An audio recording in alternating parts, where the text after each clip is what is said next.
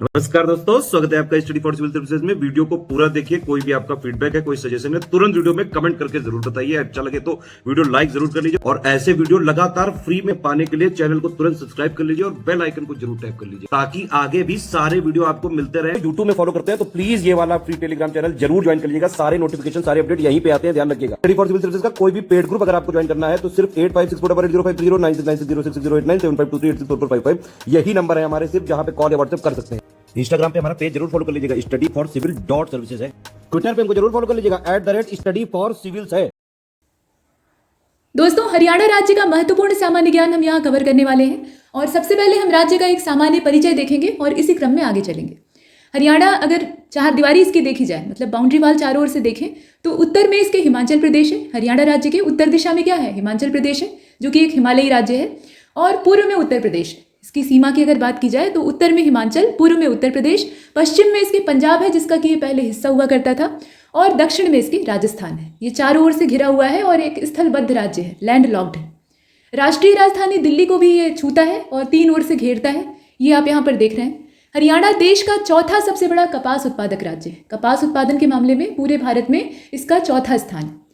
हरियाणा के प्रमुख उद्योगों की बात करें तो यहाँ पर मोटर वाहन उद्योग काफ़ी फला फूला है। इसके अलावा आईटी सेक्टर यहाँ पे अच्छी खासी तरीके से डेवलप है, और कृषि तो यहाँ का ही है व्यवसाय, साथ में पेट्रोकेमिकल। ये चार उद्योग हैं जिन्हें कि आप यहाँ देख रहे हैं, ये प्रमुख उद्योग हैं। इसके अतिरिक्त छोटे छोटे उद्योगों की कोई सीमा नहीं। औद्योगिक क्षेत्र और कृषि क्षेत्र ये हरियाणा की अधिकतर जमीन को घेरता है। अब ऑटो की बड़ी कंपनियां और ऑटो पार्ट्स निर्माता जो हैं वो काफ़ी पसंद करते हैं हरियाणा को, और इसी वजह से हरियाणा देश का सबसे बड़ा ऑटोमोबाइल केंद्र है। देश में सबसे पहले स्थान पे पानीपत में स्थित पानीपत रिफाइनरी यानी IOCL की बात करें तो ये दक्षिण एशिया की दूसरी सबसे बड़ी रिफाइनरी है। साउथ एशिया में इसकी सेकंड पोजीशन। हरियाणा भौगोलिक दृष्टि से एक छोटा राज्य है, छोटे आकार का है, और ये देश के क्षेत्रफल का केवल 1.34% ही घेर पाता है। अगर टोटल जियोग्राफिकल एरिया की बात करें तो सिर्फ 1.34% ही ये घेरता है। उत्तर भारत में स्थित ये स्थल रुद्ध राज्य है, ये तो हमने शुरुआत में ही देखा। इसकी चारों ओर से सीमाएं अन्य राज्यों से घिरी हुई हैं, और कुल भौगोलिक क्षेत्रफल चूंकि छोटा सा ही है तो भौगोलिक क्षेत्रफल भी बहुत ज़्यादा नहीं है, फिर भी 44,212 वर्ग किलोमीटर है या किलोमीटर स्क्वायर है, ये इसका टोटल एरिया है। यहाँ लॉन्गिट्यूड और लैटिट्यूड यानी अक्षांश और देशांतर दिया हुआ है, मतलब लैटिट्यूड यानी अक्षांश और लॉन्गिट्यूड मतलब देशांतर। तो अक्षांश की अगर बात करें, जो कि समांतर रेखाएं होती हैं आपस में, आप जानते ही हैं कि जो बीच में भूमध्य रेखा है वो सबसे बड़ी अक्षांश रेखा है, और उसी क्रम में मतलब व्यास के आधार पर आगे देखें तो सभी समांतर क्रम में विस्तृत है। तो अक्षांश इसका कौन सा है? वैसे हमारा पूरा भारतवर्ष उत्तरी गोलार्ध में स्थित है, तो नॉर्थ यहाँ पे जो लैटिट्यूड है उसे हम कवर करेंगे। 27 डिग्री 39 मिनट से लेकर 30 डिग्री 35 मिनट ये इसका लैटिट्यूड है, मतलब 27 अंश 39 मिनट से लेकर 30 अंश 35 मिनट। ये जो सिंगल डैश आप देख रहे हैं ना, ये मिनट का सिंबल है, तो इतने मिनट के अक्षांश तक ये फैला हुआ है। और देशांतर की बात करें तो पूरा भारतवर्ष पूर्वी देशांतर में स्थित है। लॉन्गिट्यूड ईस्टर्न है और नॉर्दर्न हेमिस्फीयर में हम लोग हैं, तो नॉर्थ लैटिट्यूड लेकर चलते हैं, तो राज्य भी उसी आधार पे है। तो ये जो आप देशांतर देख रहे हैं ये ईस्ट वाला है, यहाँ पे ई लिखा जा सकता है। फिलहाल 74 अंश 28 मिनट देशांतर से लेकर 77 अंश 36 मिनट देशांतर के बीच में ये हरियाणा राज्य स्थित है। हरियाणा के क्षेत्रफल के अनुसार भारत का, मतलब क्षेत्रफल के हिसाब से अगर भारत में इसकी स्थिति देखें तो ये 21वें नंबर पर आता है क्षेत्रफल के आधार पर, और 1966 में इसकी स्थापना हुई थी। पंजाब से इसको अलग करके भारत का 17वां राज्य बनाया गया था। और हरियाणा की जनसंख्या के हिसाब से अगर इसे गिना जाए या भारत में एक रैंक दी जाए तो उस रैंक के हिसाब से ये 18वें नंबर पे आता है। हरियाणा राज्य अपने दूध और दही के लिए, क्योंकि यहाँ पर पशुपालन होता है और पशु काफ़ी उन्नत किस्म के होते हैं, तो दूध और दही के लिए पूरे देश में प्रसिद्ध है। और दूध की कड़ाही भी इसको कहा जाता है, इसका उपनाम है। हर राज्य का, हर जिले का अपना एक उपनाम होता है, तो इसको दूध की कड़ाही कहा जाता है या दूध की गगरी भी कहा जाता है। अब यहाँ पर देख रहे हैं आपकी लिस्ट बनी हुई है और इस लिस्ट में ही हमें चलना है, मतलब बेसिक जानकारी यहाँ भी है, राजधानी दी हुई है और प्रतीक चिन्ह इत्यादि। तो देखिए, राजधानी चंडीगढ़ है, पंजाब की भी राजधानी चंडीगढ़ है और हरियाणा की भी राजधानी चंडीगढ़ है। अब देखिए, प्राचीन नाम इसका ब्रह्मवर्त था। आर्यवर्त तो पूरे इलाके को कहा जाता था, मतलब आप पूरा उत्तर भारत कह सकते हैं। इसके अलावा ब्रह्मदेश भी कहते थे। अब देखिए, स्थापना दिवस, तो स्थापना 1966 में हुई थी 1 नवंबर की तारीख में। राजकीय खेल यहाँ का कुश्ती है, रेसलिंग, और पहलवान यहाँ के नामी गिरामी हैं, उन्हें पहचान की आवश्यकता नहीं है, वो पहले से ही जगमगाते हुए सितारे हैं।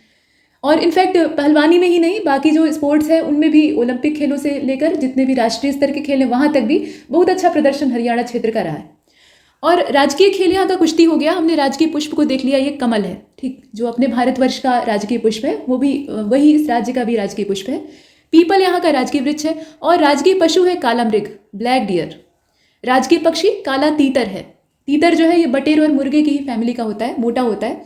राजकीय भाषा यहाँ की हिंदी है। अभी आपको बताया कि हिंदी भाषी क्षेत्र है ये पंजाब का, और वहीं से काट के इसे अलग किया गया।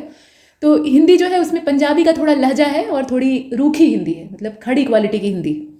क्षेत्रफल इसका हमने देख ही लिया है, 44,212। स्थिति कहाँ पे है? तो भारत का ये उत्तर पश्चिमी राज्य है। उत्तरी राज्य तो है ही है, लेकिन उसके अलावा इसकी अवस्थिति एग्जैक्टली अगर देखी जाए तो उत्तर पश्चिम की।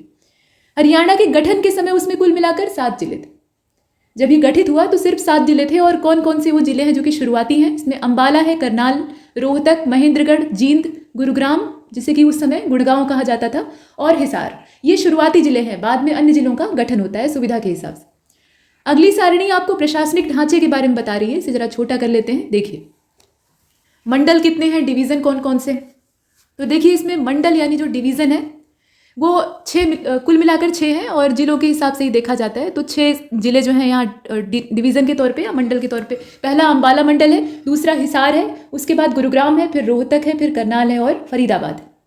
ये हमने यहाँ पर देखा। अच्छा, जिलों की बात करें तो 22 जिले हैं और 22वां जिला, 22 का नाम याद करने की आवश्यकता नहीं है, जो सबसे अंतिम और सबसे शुरुआती है उसको आप देख सकते हैं, विशेष रूप से सबसे नवीनतम। तो 22वां जिला चरखी दादरी है, जो कि 18 सितंबर 2016 को घोषित किया गया था। उसके बाद से कोई नया जिला नहीं बना है। उपमंडल यहाँ पर 74 है, तहसीलों की संख्या 94 है, दोनों को आप देख रहे हैं। उप तहसीलें 49 हैं, और खंड की अगर बात की जाए, ये तो हमने मंडल देखे थे, यहाँ पर ब्लॉक यानी जो खंड है वो दिए हुए हैं, तो 143 है।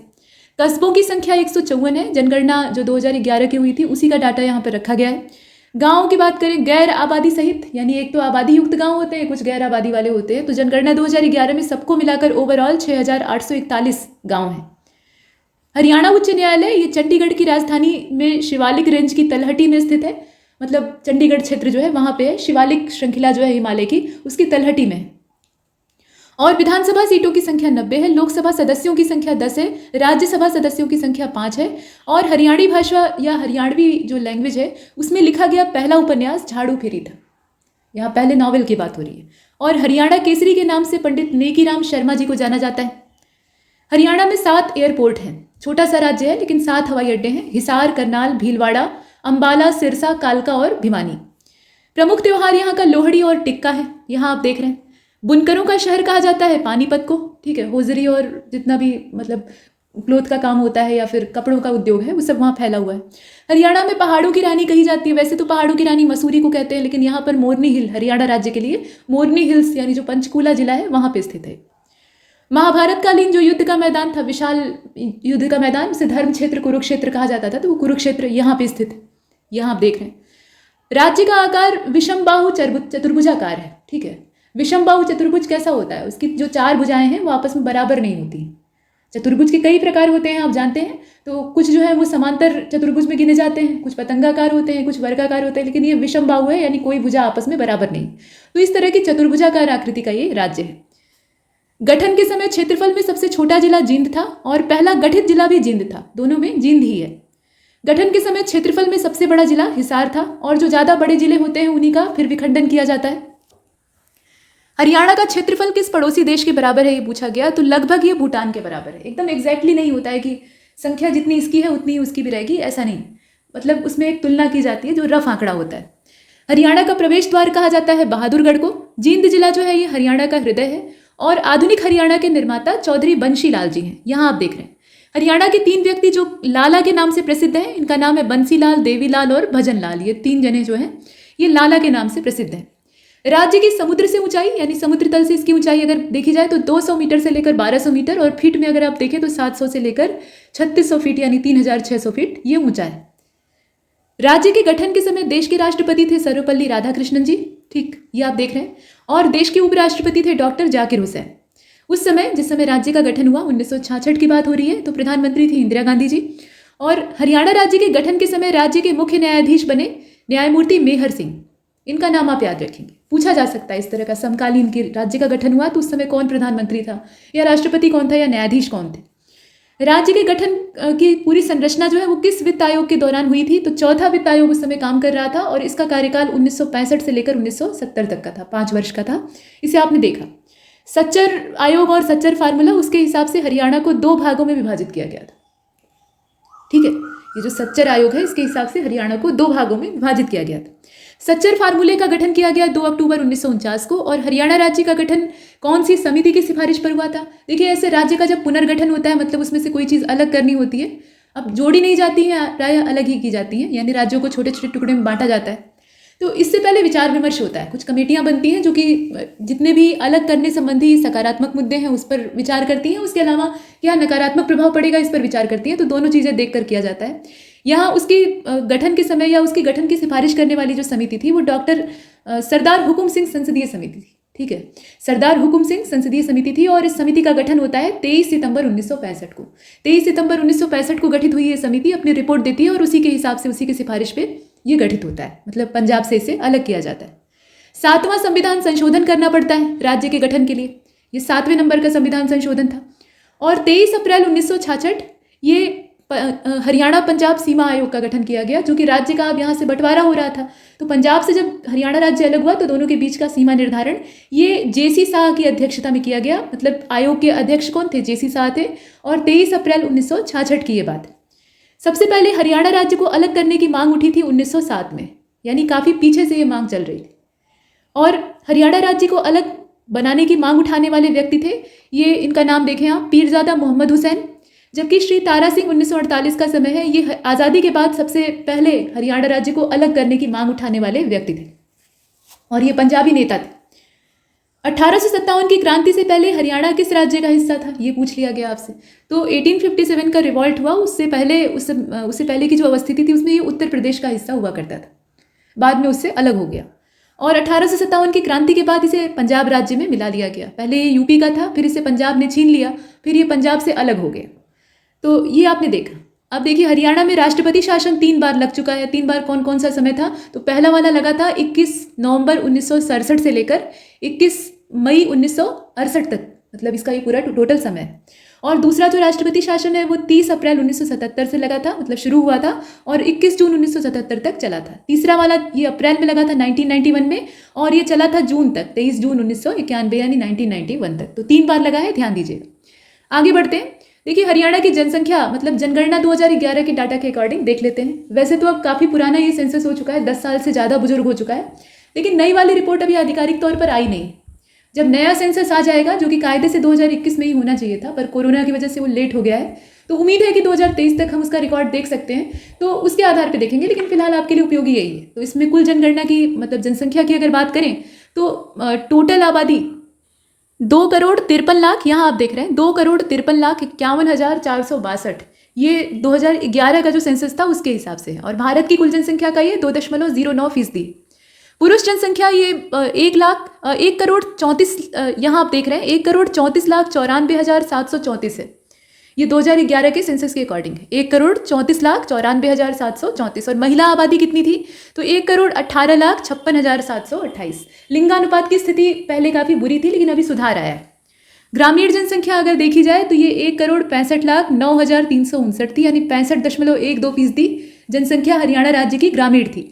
उसमें से पुरुषों की तादाद कितनी थी? तो इसे आप देख रहे हैं, पुरुष आबादी 87 लाख, यहाँ आप देखिए 87,74,006, ये 2011 के सेंसस के हिसाब से। और 77,35,353 ये महिला आबादी थी, ये संख्या दी हुई है। और नगरीय जनसंख्या, ये शहरी जनसंख्या जिसे आप कहते हैं, ये 8,84,000, माफ कीजिए 8,84,00,000, यहाँ बोलने में थोड़ा सा मिस्टेक हुआ, 88,42,103, ठीक, यहाँ बोलने में थोड़ा सा ये आगे पीछे हो गया था। तो 88,42,103 ये मात्र शहरी आबादी है। तो आप शहरी आबादी का प्रतिशत देखें, ग्रामीण आबादी की तुलना में ये काफ़ी कम था। लेकिन अभी जब नया सेंसस का रिकॉर्ड जारी होगा तो आप देखेंगे कि उसमें जो ग्रामीण आबादी है वो कम हुई होगी और जो शहरी आबादी है वो बढ़ेगी। ये हर प्रदेश के साथ हो रहा है, या ये कहा जाए कि पूरी दुनिया के साथ हो रहा है। इसके बाद देखिए जनसंख्या घनत्व, तो जनसंख्या घनत्व भी काफ़ी अच्छा खासा है, 573 वर्ग किलोमीटर है, मतलब प्रति वर्ग किलोमीटर है, अर्थात 1 वर्ग किलोमीटर के दायरे में 573 मनुष्य रहा करते हैं। कुल साक्षरता दर 75.5% और उसमें पुरुष साक्षरता दर ये 84.1%, जबकि महिला साक्षरता दर पुरुष साक्षरता से काफ़ी पीछे है, 65.9%। लिंग अनुपात तो 879 था उस समय 2011 के सेंसस के हिसाब से, जो कि बहुत खराब था। 1000 बालकों पर मात्र 879 बालिकाएं या 1000 पुरुषों पर मात्र 879 महिलाएं। क्योंकि यहाँ शिशु लिंगानुपात की बात नहीं हो रही है, वो अलग से हम देखेंगे, तो यहाँ वयस्क लिंगानुपात में ही हम देख रहे हैं, वो 879 था। और 2011 की जनगणना के हिसाब से हरियाणा सबसे कम लिंगानुपात वाला राज्य था। तो अभी भी अगर पूछेगा कि सेंसस के हिसाब से बताइए, तो आप यही कहेंगे कि हरियाणा राज्य सबसे कम लिंगानुपात वाला राज्य है। भले ही सेंसस का नया रिकॉर्ड जो है वो अपडेटेड हो जाएगा, लेकिन अभी दिया नहीं। इसके बाद देखिए शिशु लिंगानुपात 0 से 6 वर्ष की आबादी को इसमें शिशु में गिना जाता है, तो ये 834 था, ये और खराब था। न्यूनतम शिशु लिंगानुपात वाला राज्य ये 2011 के सेंसस के अकॉर्डिंग हरियाणा है। दशकीय जनसंख्या वृद्धि दर के मामले में भारत में इसका 15वां स्थान है, 19.9% इसमें वृद्धि हुई है। 2001 से लेकर 2011 10 साल के बीच में 19.9% वृद्धि हुई है। और 18वें स्थान पे हरियाणा है जनसंख्या के लिहाज से भारतवर्ष में, और साक्षरता के लिहाज से इसका 22वां स्थान है। ठीक है, ये आपने देखा। और सर्वाधिक जनसंख्या वाला जिला फरीदाबाद है, ये आप देख रहे हैं। न्यूनतम जनसंख्या वाला जिला पंचकूला है। न्यूनतम जनघनत्व वाला जिला सिरसा है, 303 लोग प्रति वर्ग किलोमीटर में रहते हैं। और सबसे ज़्यादा लिंगानुपात वाला जिला नूंह है, मेवात वाला, 907 है यहाँ तब भी। और सबसे अधिक जनसंख्या वृद्धि दर वाला जिला ये गुरुग्राम था, जबकि न्यूनतम लिंगानुपात वाला जिला भी गुरुग्राम था। न्यूनतम लिंगानुपात का मतलब 854 यहाँ पे था, मतलब 854 महिलाएं 1000 पुरुषों पर। और सबसे अधिक जनसंख्या वृद्धि दर वाला जिला ये गुरुग्राम, इसमें अगर आप देखें तो 73.14% ये टोटल वृद्धि। और सबसे कम जनसंख्या वृद्धि दर वाला जिला झज्जर था, 8.73%। आप देख रहे हैं दोनों में कितना बड़ा अंतर है। सबसे अधिक साक्षरता दर वाला जिला गुरुग्राम 84.7%, और सबसे कम साक्षरता दर वाला जिला नूंह। हरियाणा की कुल जन्म दर की अगर बात की जाए तो वो 20.1 प्रति हजार 2019 के रिकॉर्ड के हिसाब से ये जन्म दर यहाँ पर दी हुई है।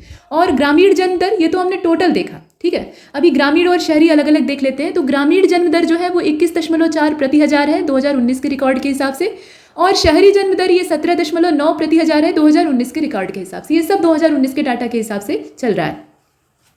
हरियाणा की ग्रामीण मृत्यु दर ये 6.6 प्रति हजार है, और शहरी मृत्यु दर जो है वो 4.8 प्रति हजार है। कुल बाल मृत्यु दर यानी IMR जिसे आप कहते हैं वो 27 प्रति हजार है, प्रति हजार में ये रिकॉर्ड किया जा रहा है। जबकि ग्रामीण बाल मृत्यु दर यानी IMR उसको देखें रूरल एरिया का, तो वो 30 है प्रति हजार। ग्रामीण क्षेत्र में ये ज़्यादा है, और शहरी क्षेत्र में वही जो बाल मृत्यु दर यानी IMR है वो कम है, 23 प्रति हजार है, मतलब 1000 में मात्र 23। और कुल मातृ मृत्यु दर यानी MMR जिसे आप कहते हैं ये 91 है। 1 लाख जीवित जन्म के ऊपर मृत्यु यहाँ रिकॉर्ड की गई है, और 2016 से लेकर 18 का जो आंकड़ा है उसके हिसाब से इसे देखा गया है। अब हरियाणा राज्य से संबंधित महत्वपूर्ण तथ्यों को देख लेते हैं। तो यहाँ हमने पंजाब से इसके अलग होने की बात की थी। अब यहाँ पहले हम ये देखेंगे कि पंजाब का हिस्सा कब बना। पहले ये उत्तर प्रदेश का हिस्सा था, जैसा कि हमने पीछे जानकारी प्राप्त की।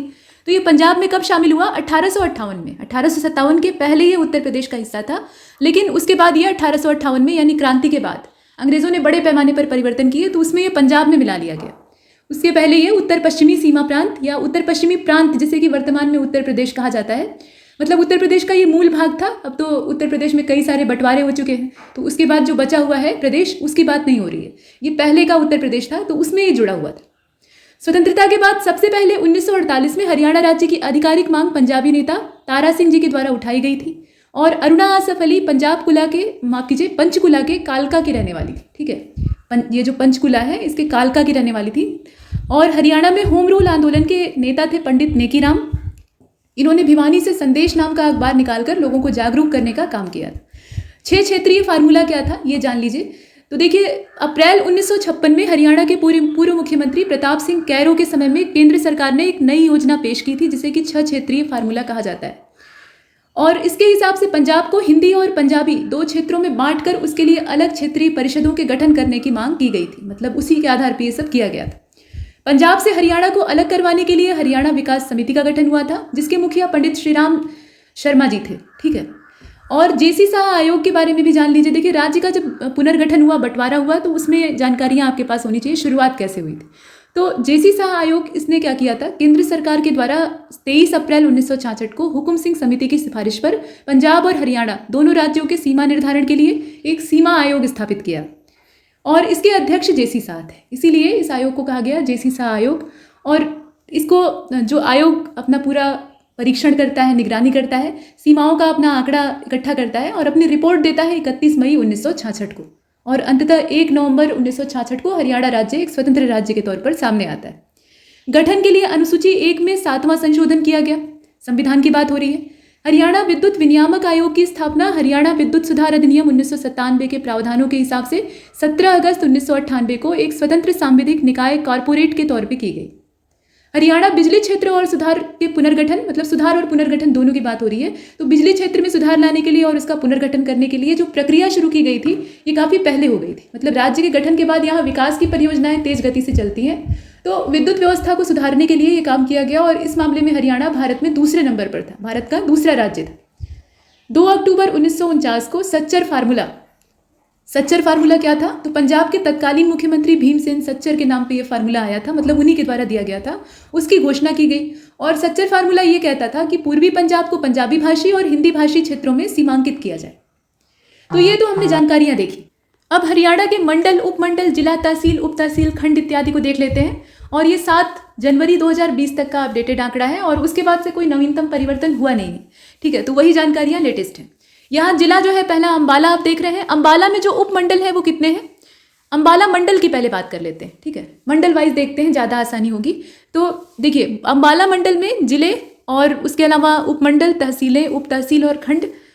अम्बाला मंडल में जिला है अम्बाला, मतलब ये मंडल भी है और जिला भी है खुद। इसके बाद उपमंडल भी अम्बाला है, नारायणगढ़ है, बराड़ा है और अम्बाला छावनी है। ठीक है, ये कुल मिलाकर 4 इसमें उपमंडल है। तहसीलें, अम्बाला तहसील है, बराड़ा तहसील है, नारायणगढ़ तहसील है और कैटोनमेंट, अम्बाला कैटोनमेंट तहसील है।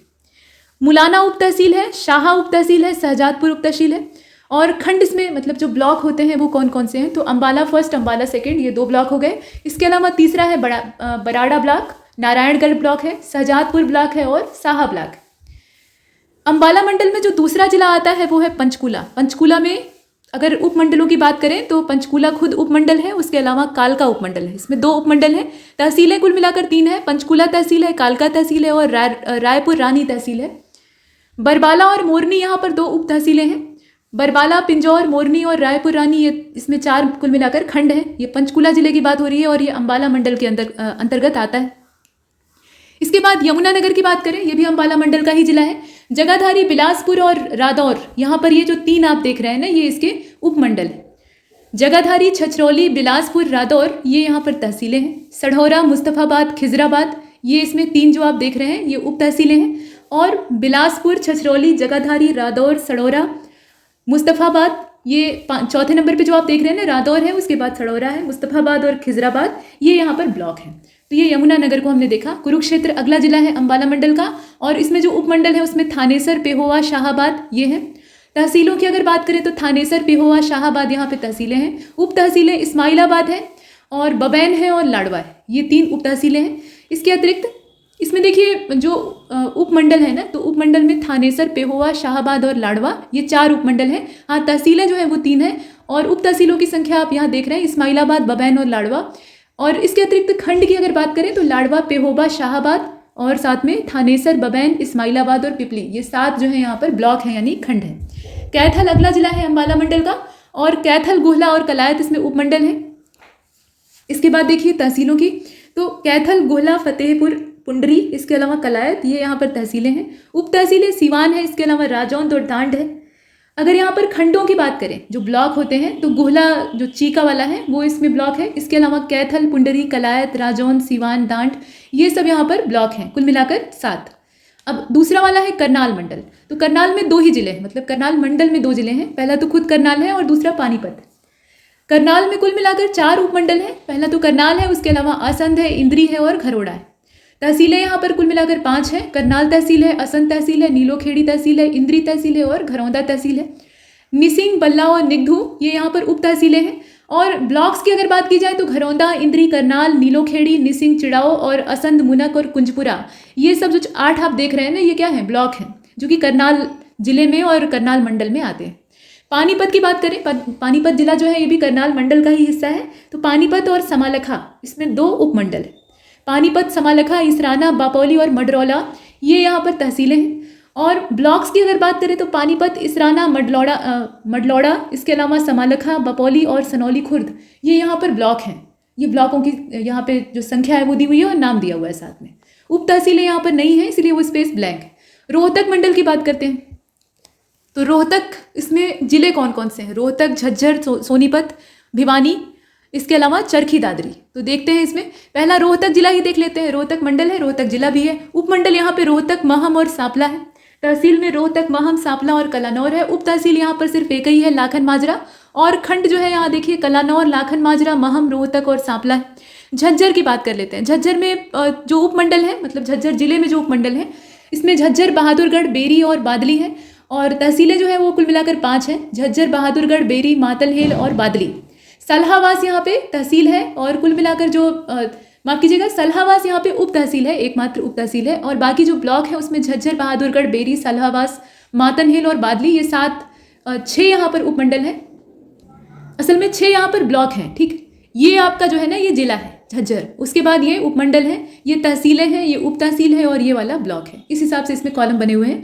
तो ये झज्जर से लेकर जो बादली तक 6 दिए हुए हैं, ये ब्लॉक है, खंड है।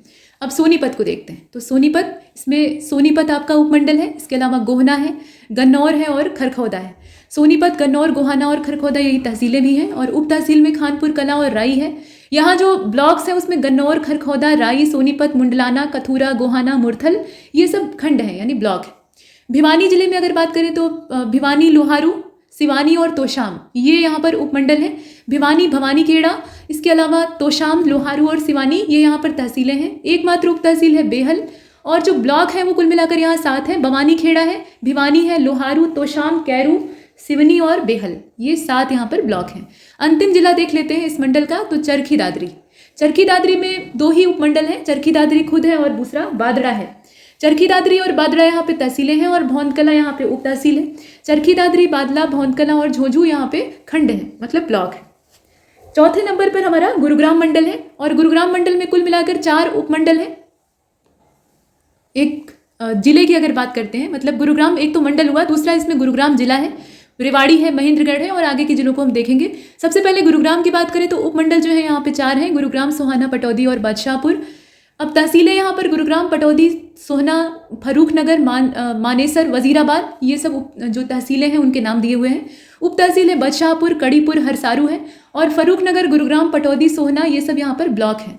रेवाड़ी की बात करते हैं तो रेवाड़ी में, मतलब रेवाड़ी जिले में रेवाड़ी, कोसली और बावल, ये जो है 3 ये उपमंडल हैं। और रेवाड़ी, बावल, कोसली यही तहसीलें हैं। जो उप तहसीलें हैं उसमें धारूहेड़ा है, दहीना है, मनेठी है, नाहड़ है और पहलावास है। ये सब यहाँ पे क्या है, ये उप तहसील है। और जो खंड होते हैं उसमें रेवाड़ी, खोल स्थित रेवाड़ी, जाटूसाना, बावल, नाहड़ और डहीना, ये सब खंड है यानी ब्लॉक्स के नाम दिए हुए हैं। कुल मिलाकर 6 हैं। और महेंद्रगढ़ को देखें, ये अंतिम है इस मंडल का, मतलब गुरुग्राम मंडल का। तो महेंद्रगढ़, नरनौल और कनीना, ये यहाँ पर क्या है, उपमंडल है। और तहसीलें यहाँ पर कुल 5 हैं, महेंद्रगढ़, नरनौल, नांगल चौधरी, अटेली और कनीना। जो उप तहसीलें हैं उसमें सतनाली है, अटेली, नांगल, कनीना, महेंद्रगढ़, नांगल चौधरी, नरनौल, सीमा, निजामपुर और सतनाली, ये यहाँ क्या है, ये सब ब्लॉक हैं, मतलब खंडों के नाम दिए हुए हैं, जो कि कुल मिलाकर 8 हैं। फरीदाबाद मंडल को देखिए। फरीदाबाद में पहला जो इसमें नाम दिया है, मतलब जिले का नाम दिया है, तो ये फरीदाबाद है, बल्लभगढ़ है और बड़कल है। कुल मिलाकर 3 यहाँ पर उपमंडल है, ठीक है। फरीदाबाद जिले में 3 उपमंडल हैं। 3 यहाँ तहसीलें हैं, बल्लभगढ़, फरीदाबाद और बड़कल। और उप तहसीलों की बात करें तो मोहना, तिगांव, धोस, दयालपुर और गांची, ये उप तहसीलों के नाम है। बल्लभगढ़, फरीदाबाद और तिगांव, ये 3 इसमें ब्लॉक हैं। पलवल जिले में 3 उपमंडल हैं, पलवल, होडल और हथीन, और यही 3 यहाँ तहसीलें हैं। और हसनपुर और बहीन यहाँ की उप तहसीलें हैं। अगर ब्लॉक्स की देखें तो इसमें 6 हैं टोटल, पलवल, होडल, हसनपुर, हथीना, पृथला और बडोली। ये हमने देखा। आगे बढ़ते हैं। अगला आप देख रहे हैं नूह जिले को। तो नूह में जो उपमंडल है उसमें नूह, फिरोजपुर, झिरका इसको कहा जाता है, पुन्हाना और तावड़ू है।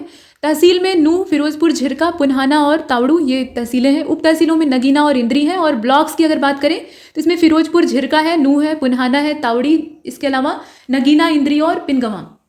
अब हिसार मंडल को देखिए। तो हिसार में हांसी, हिसार, बरवाला, नरनौद, ये उपमंडल है। हिसार जिला तो है ही है। और हिसार, आदमपुर, हांसी, नरनौद, बरवाला, बास, ये सब यहाँ पे तहसीलें हैं। उप तहसीलों में उकलाना मंडी है, बालसमंद है, खेरी जलान है, ये सब उप तहसीलों के नाम हैं।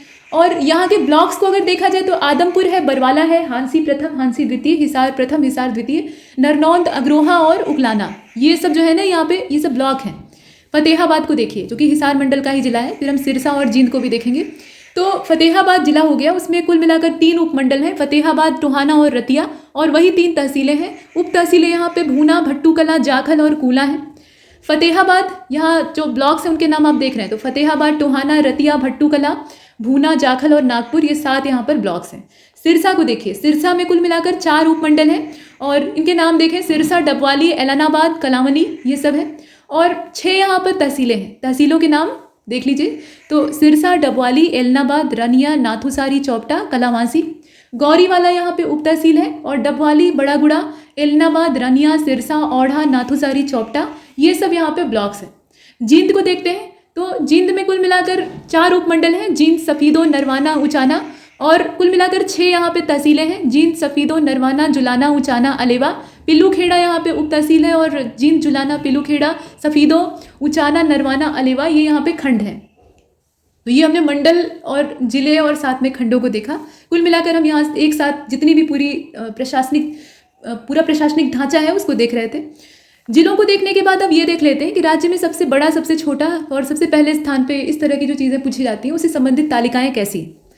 तो सबसे पहले देखिए, हरियाणा के पहले राज्यपाल धर्मवीर सिंह जी थे, पहले मुख्यमंत्री भगवत दयाल शर्मा थे और पहले उप मुख्यमंत्री चौधरी चांदराम थे। पहले शिक्षा मंत्री चौधरी बंशीलाल थे और उच्च न्यायालय के प्रथम मुख्य न्यायाधीश हरियाणा और पंजाब दोनों के लिए श्री रामलाल थे, 15 अगस्त 1947। शन्नो देवी ये पहली महिला अध्यक्ष थी विधानसभा की और पहले पुरुष अध्यक्ष थे वीरेंद्र सिंह, राव वीरेंद्र सिंह इनको कहा जाता है, और ये पहले गैर कांग्रेसी मुख्यमंत्री भी थे हरियाणा राज्य के। साथ में हरियाणा के पहले लोकायुक्त ये प्रीतम पाल सिंह थे। पहली हरियाणवी फिल्म थी धरती और ये रिलीज हुई थी 1968 में। आगे बढ़ते हैं। हरियाणा में आर्य समाज की पहली शाखा खोली जाती है रेवाड़ी में और यह 1880 में होता है। हरियाणा में सनातन धर्म की पहली शाखा खोली जाती है झज्जर में 1886 में। पहला कॉलेज खुलता है पंडित नेकीराम शर्मा कॉलेज, रोहतक में 1926 में स्टैब्लिश हुआ था। पहला विश्वविद्यालय कुरुक्षेत्र विश्वविद्यालय है जो कि आज़ादी के बाद खुला था। रामलाल ये फतेहाबाद के हैं और ये पहले पुरुष पर्वतारोही हैं हरियाणा राज्य की ओर से, और पहली महिला पर्वतारोही है संतोष यादव, जोनियावास गांव रेवाड़ी। कल्पना चावला ये अंतरिक्ष में जाने वाली पहली महिला हरियाणा से ही थी। राज्य का पहला साप्ताहिक समाचार पत्र यह हरियाणा केसरी है, 1957 में बनारसी दास गुप्ता के संचालन और बी दास के संपादन में, मतलब के बी दास इन्हें कहा जाता है, तो इनके संपादन में ये भिवानी से प्रकाशित होता है। रंगीला मुसाफिर ये पहला मासिक समाचार पत्र था हरियाणा का और प्यारेलाल ने इसको हिसार से शुरू किया था 1950 में। हरिभूमि ये 1996 में शुरू होता है और ये पहला दैनिक समाचार पत्र था। एशिया का सबसे बड़ा पशु फार्म ये हिसार में है और पहली बार ट्रेन चलती है हरियाणा में दिल्ली से रेवाड़ी 1873 के बाद। 1873 में ये काम किया जाता है। प्रथम सबसे पुराना और सबसे बड़ा रेलवे स्टेशन रेवाड़ी है हरियाणा का और पहली बार मेट्रो चलती है 2010 में, गुरुग्राम में शुरू होती है 21 जून सन 2010 को। हरियाणा की पहली महिला निजी बस ड्राइवर पंकज चौधरी मैनाखेड़ा गांव सिरसा से बिलोंग करती हैं। पहली जनगणना का काम होता है 1971 में। चूंकि 1966 में राज्य का गठन ही हुआ था तो अभी पुराने सेंसस से राज्य चल रहा था, लेकिन फिर 10 साल के अंतराल पे जब नया सेंसस रिकॉर्ड किया जाता है तो उसी समय यहाँ भी जनगणना होती है। पटौदी ये पहला ग्रीन रोड है और हरियाणा की पहली महिला विधायक ये स्नेहलता है जो कि 1967 में चुनी गई थी और हिसार जिले से बिलोंग करती हैं। हरियाणा में जन्मी पहली महिला जिन्हें कि राज्यपाल बनाया गया, इनका नाम है चंद्रावती। ये डालावास बाढ़ला की रहने वाली है। पांडिचेरी की राज्यपाल ये बनी थी जनता दल सरकार के सौजन्य से। हरियाणा का पहला समाचार पत्र ज्योतिष था और पंडित प्रहलाद जैन के द्वारा रेवाड़ी से इसको प्रकाशित किया गया था 1928 में। MS भटनागर ये हरियाणा पुलिस के पहले DGP थे और 1987 में सूरजकुंड मेले का पहली बार आयोजन किया गया। राज्य की पहली महिला पायलट ये प्रियंका बेनीवाल फतेहाबाद की थी। हरियाणा की पहली महिला पुलिस ट्रेनिंग सेंटर जो है ये हिसार में खोली गई थी। ठीक है, पहला जो महिला पुलिस ट्रेनिंग सेंटर है इसको हिसार में खोला गया था। हरियाणा के पहले ग्लोबल स्किल पार्क की जो जगह है वो गुरुग्राम है, सिंगापुर के कोलेबोरेशन से ये स्थापित किया गया था। क्षेत्रफल में हरियाणा की सबसे बड़ी विधानसभा या सबसे बड़ा विधानसभा क्षेत्र लोहारू है। बलरामगढ़ यहाँ नाम क्यों दिया हुआ है, तो हरियाणा की ये छोटी सबसे मतलब क्षेत्रफल के लिहाज से हरियाणा की सबसे छोटी विधानसभा है। हरियाणा के पहले अर्जुन अवार्डी पुरुष विजेता भीम सिंह हैं और पहली अर्जुन अवार्डी महिला जो है वो गीतिका जाखड़ है। पद्मश्री पुरस्कार विजेता हरियाणा की पहली महिला खिलाड़ी साक्षी मलिक है और हरियाणा के प्रथम फ्लाइंग ऑफिसर ये महिला है, मतलब हरियाणा की पहली फ्लाइंग ऑफिसर ये गौरिका सिहाग है और ये हिसार की रहने वाली है। प्रथम सेना में मेजर हरियाणवी महिला, मतलब पहली बार सेना में जो मेजर के तौर पे महिला चुनी गई, हरियाणवी महिला चुनी गई, इनका नाम स्वाति मेहता नैयर था। ये हिसार की रहने वाली थी। और पहली लेफ्टिनेंट महिला ये अन्नू अहलावत है, झज्जर की रहने वाली थी। कैशलेस गांव पहला हरियाणा का ये नीलामली है सिरसा का। और सूरजकुंड हस्तशिल्प मेला ये पहला कैशलेस मेला हो गया। पहला कैशलेस विश्वविद्यालय कुरुक्षेत्र विश्वविद्यालय और पहला जो कैशलेस जेल है ये जींद हरियाणा का। अबूब शहर सिरसा जिले का ये सबसे बड़ा वन्यजीव अभ्यारण्य यहाँ पे क्षेत्रफल में पूरे राज्य में स्थित है। लवणता और क्षारीयता भूमि का सर्वाधिक क्षेत्रफल वाला जिला हिसार है, यहाँ आप देख रहे हैं। और हरियाणा में सबसे ज़्यादा क्षेत्रफल वाली जो झील है वो दमदमा झील है। मीनाक्षी आनंद चौधरी ये पहली महिला मुख्य सचिव है। पहला कृत्रिम रबड़ संयंत्र ये पानीपत हरियाणा में है, 2013 में स्थापित हुआ था। और वाईफाई हॉटस्पॉट गांव भारत का पहला ये गुमथला था, गुमथला गड्डू, ये कुरुक्षेत्र में स्थित है, मतलब हरियाणा की का लोकेशन है। उत्तर भारत की सबसे बड़ी कपड़े की मार्केट ये शोरी क्लॉथ मार्केट है रोहतक की। और पहली स्मार्ट सिटी फरीदाबाद, दूसरी करनाल। हरियाणा के 2 जिलों में सबसे पहले मनरेगा की शुरुआत हुई सिरसा और महेंद्रगढ़, 2006 की बात हो रही है, इसे हमने देखा।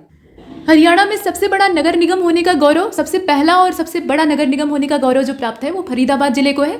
हरियाणा में सबसे पहले पुलिस कमिश्नर प्रणाली को लागू किया गया गुरुग्राम में सन 2007 में। हरियाणा में पहली बार मेट्रो रेल चली थी गुरुग्राम में सन 2010 में। और भारत में वैल्यू एडेड टैक्स लागू करने वाला पहला राज्य हरियाणा ही था सन 2003 के बाद। भारत में फसल बीमा योजना को लागू करने वाला पहला राज्य हरियाणा। और भारत में ऑनलाइन जन शिकायत दर्ज करने वाला भी पहला राज्य हरियाणा ही था। भारत में वृद्धावस्था पेंशन योजना को लागू करने वाला पहला राज्य हरियाणा था। और स्वास्थ्य आपके द्वार कार्यक्रम को लागू करने वाला भी पहला राज्य हरियाणा ही था। सभी गांवों को सड़कों से जोड़ने वाला पहला राज्य हरियाणा। और भारत और एशिया का सबसे बड़ा पशु फार्म ये हिसार में, मतलब हरियाणा राज्य में ही खुला था। इसके बाद आप देखें भारत का पहला मोबाइल कोर्ट ये पुन्हाना नूह में खुला गया था, मतलब खोला गया था सन 2007 में। सीमावर्ती राज्यों और जिलों की बात करते हैं, हालांकि इन्हें हमने पहले ही देख लिया है, लेकिन यहाँ पर थोड़ा संख्या के हिसाब से अलग से दिया हुआ है। तो हरियाणा की सीमा से लगे कुल राज्यों की संख्या है 5, पंजाब, हिमाचल, राजस्थान, उत्तर प्रदेश और उत्तराखंड, ये आपने देखा। और हरियाणा की सीमा से सटे हुए कुल केंद्र शासित प्रदेशों की संख्या 2 है। इसमें चंडीगढ़ है जो कि इसकी राजधानी भी है, और नई दिल्ली को ये 3 ओर से घेरता है, ये आप जानते ही। हरियाणा की सीमा सबसे अधिक कौन से राज्य से लगती है? तो दक्षिण में है इसके राजस्थान, और सबसे ज़्यादा सीमा इसकी हरियाणा की उसी से लगती है। हरियाणा की सीमा सबसे कम उत्तराखंड राज्य से लगती है। और राज्य का सबसे उत्तरी जिला है पंचकूला, सबसे दक्षिणी जिला है नूह, और सबसे पूर्वी जिला है यमुनानगर, सबसे पश्चिमी जिला इसका है सिरसा। यहाँ आप देख रहे हैं इन चारों को। राज्य के जिले जो कि पड़ोसी राज्यों को स्पर्श करते हैं, तो उत्तराखंड से 1 जिला लगता है यमुनानगर, हिमाचल से 3 जिले लगते हैं पंचकूला, अंबाला और यमुनानगर, उत्तर प्रदेश से 6 जिले लगते हैं यमुनानगर, करनाल, सोनीपत, पानीपत, फरीदाबाद और पलवल, पंजाब से 7 जिले लगते हैं सिरसा, फतेहाबाद, जींद, कैथल, कुरुक्षेत्र, अंबाला और पंचकूला, राजस्थान से भी 7 जिले लगते हैं सिरसा, फतेहाबाद, हिसार, भिवानी, महेंद्रगढ़, रेवाड़ी और नूह, ये हमने देखा। हरियाणा को स्पर्श करने वाले अन्य राज्यों के जिले कौन कौन से हैं? तो इसमें आप देखें, केंद्र शासित प्रदेश चंडीगढ़ को छूने वाला हरियाणा का एकमात्र जिला है पंचकूला। और हरियाणा का वह जिला जो कि सबसे अधिक राज्यों या केंद्र शासित प्रदेशों को छूता है वो पंचकूला है। पंचकूला किसको किसको टच करता है? तो पंजाब, हरियाणा और माफ कीजिए पंजाब, हिमाचल और चंडीगढ़, इनको ये स्पर्श करता है। हरियाणा का वह जिला जो कि सबसे ज़्यादा 3 राज्यों की सीमाओं को स्पर्श करता है वो है यमुनानगर, यहाँ आप देख रहे हैं उत्तराखंड, उत्तर प्रदेश और हिमाचल। हरियाणा का वह जिला जिसकी सीमा सर्वाधिक 7 जिलों से लगती है वो जींद है। नई दिल्ली की सीमा से लगने वाला हरियाणा का जिला तो कई जिले हैं, इसमें 4 हैं टोटल, सोनीपत, झज्जर, गुरुग्राम और फरीदाबाद, इन्हें आपने देखा। आगे बढ़ते हैं, यहाँ देखिए प्रमुख उद्योगों की बात कर लेते हैं। उद्योगों के मामले में भी हरियाणा का काफ़ी अच्छा खासा विकास हुआ है। तो फरीदाबाद में कौन कौन से उद्योग हैं? कृषि यंत्र उद्योग है, कपड़ा उद्योग है, कागज उद्योग है, चमड़ा उद्योग, मोटर वाहन उद्योग, इंजीनियरिंग उद्योग, प्लास्टिक उद्योग, साइकिल उद्योग, इलेक्ट्रॉनिक्स उद्योग, टायर ट्यूब उद्योग है, मतलब ऑटोमोबाइल के जितने भी ऑटो पार्ट्स बनते हैं उनके लिए पसंदीदा केंद्र है। तो टायर ट्यूब उद्योग है। इसके अलावा मशीन उपकरण है, ट्रैक्टर, एस्कॉर्ट, इस्पात उद्योग है, पावर लूम है, रासायनिक पदार्थ का यहाँ पे काम होता है, रासायनिक पदार्थ यानी जितने केमिकल्स हैं उनको बनाने का काम होता है। औषधि उद्योग यहाँ फैला हुआ है। तो ये सारे उद्योग का केंद्र ये फरीदाबाद। फतेहाबाद में सूती धागा उद्योग है, 1963 में पहली कॉटन मिल यहाँ पे बनती है। प्लाईवुड का उद्योग है, और जो वेट और मेजरमेंट वाला काम होता है, मतलब तराजू और बाट का उद्योग है, वो भी यहाँ पे डेवलप है। सीमेंट उद्योग ये सूरजपुर का है। यमुनानगर में चीनी उद्योग है, कागज उद्योग है, इसके अलावा गोला बारूद बनता है, केमिकल उद्योग है, गैस उद्योग है। फैक्ट्रीज की बल्लारपुर पेपर मिल यहाँ 1929 में खुली थी। सरस्वती शुगर मिल की अगर बात करें तो ये 1933 की है, एशिया की सबसे बड़ी चीनी मिल है।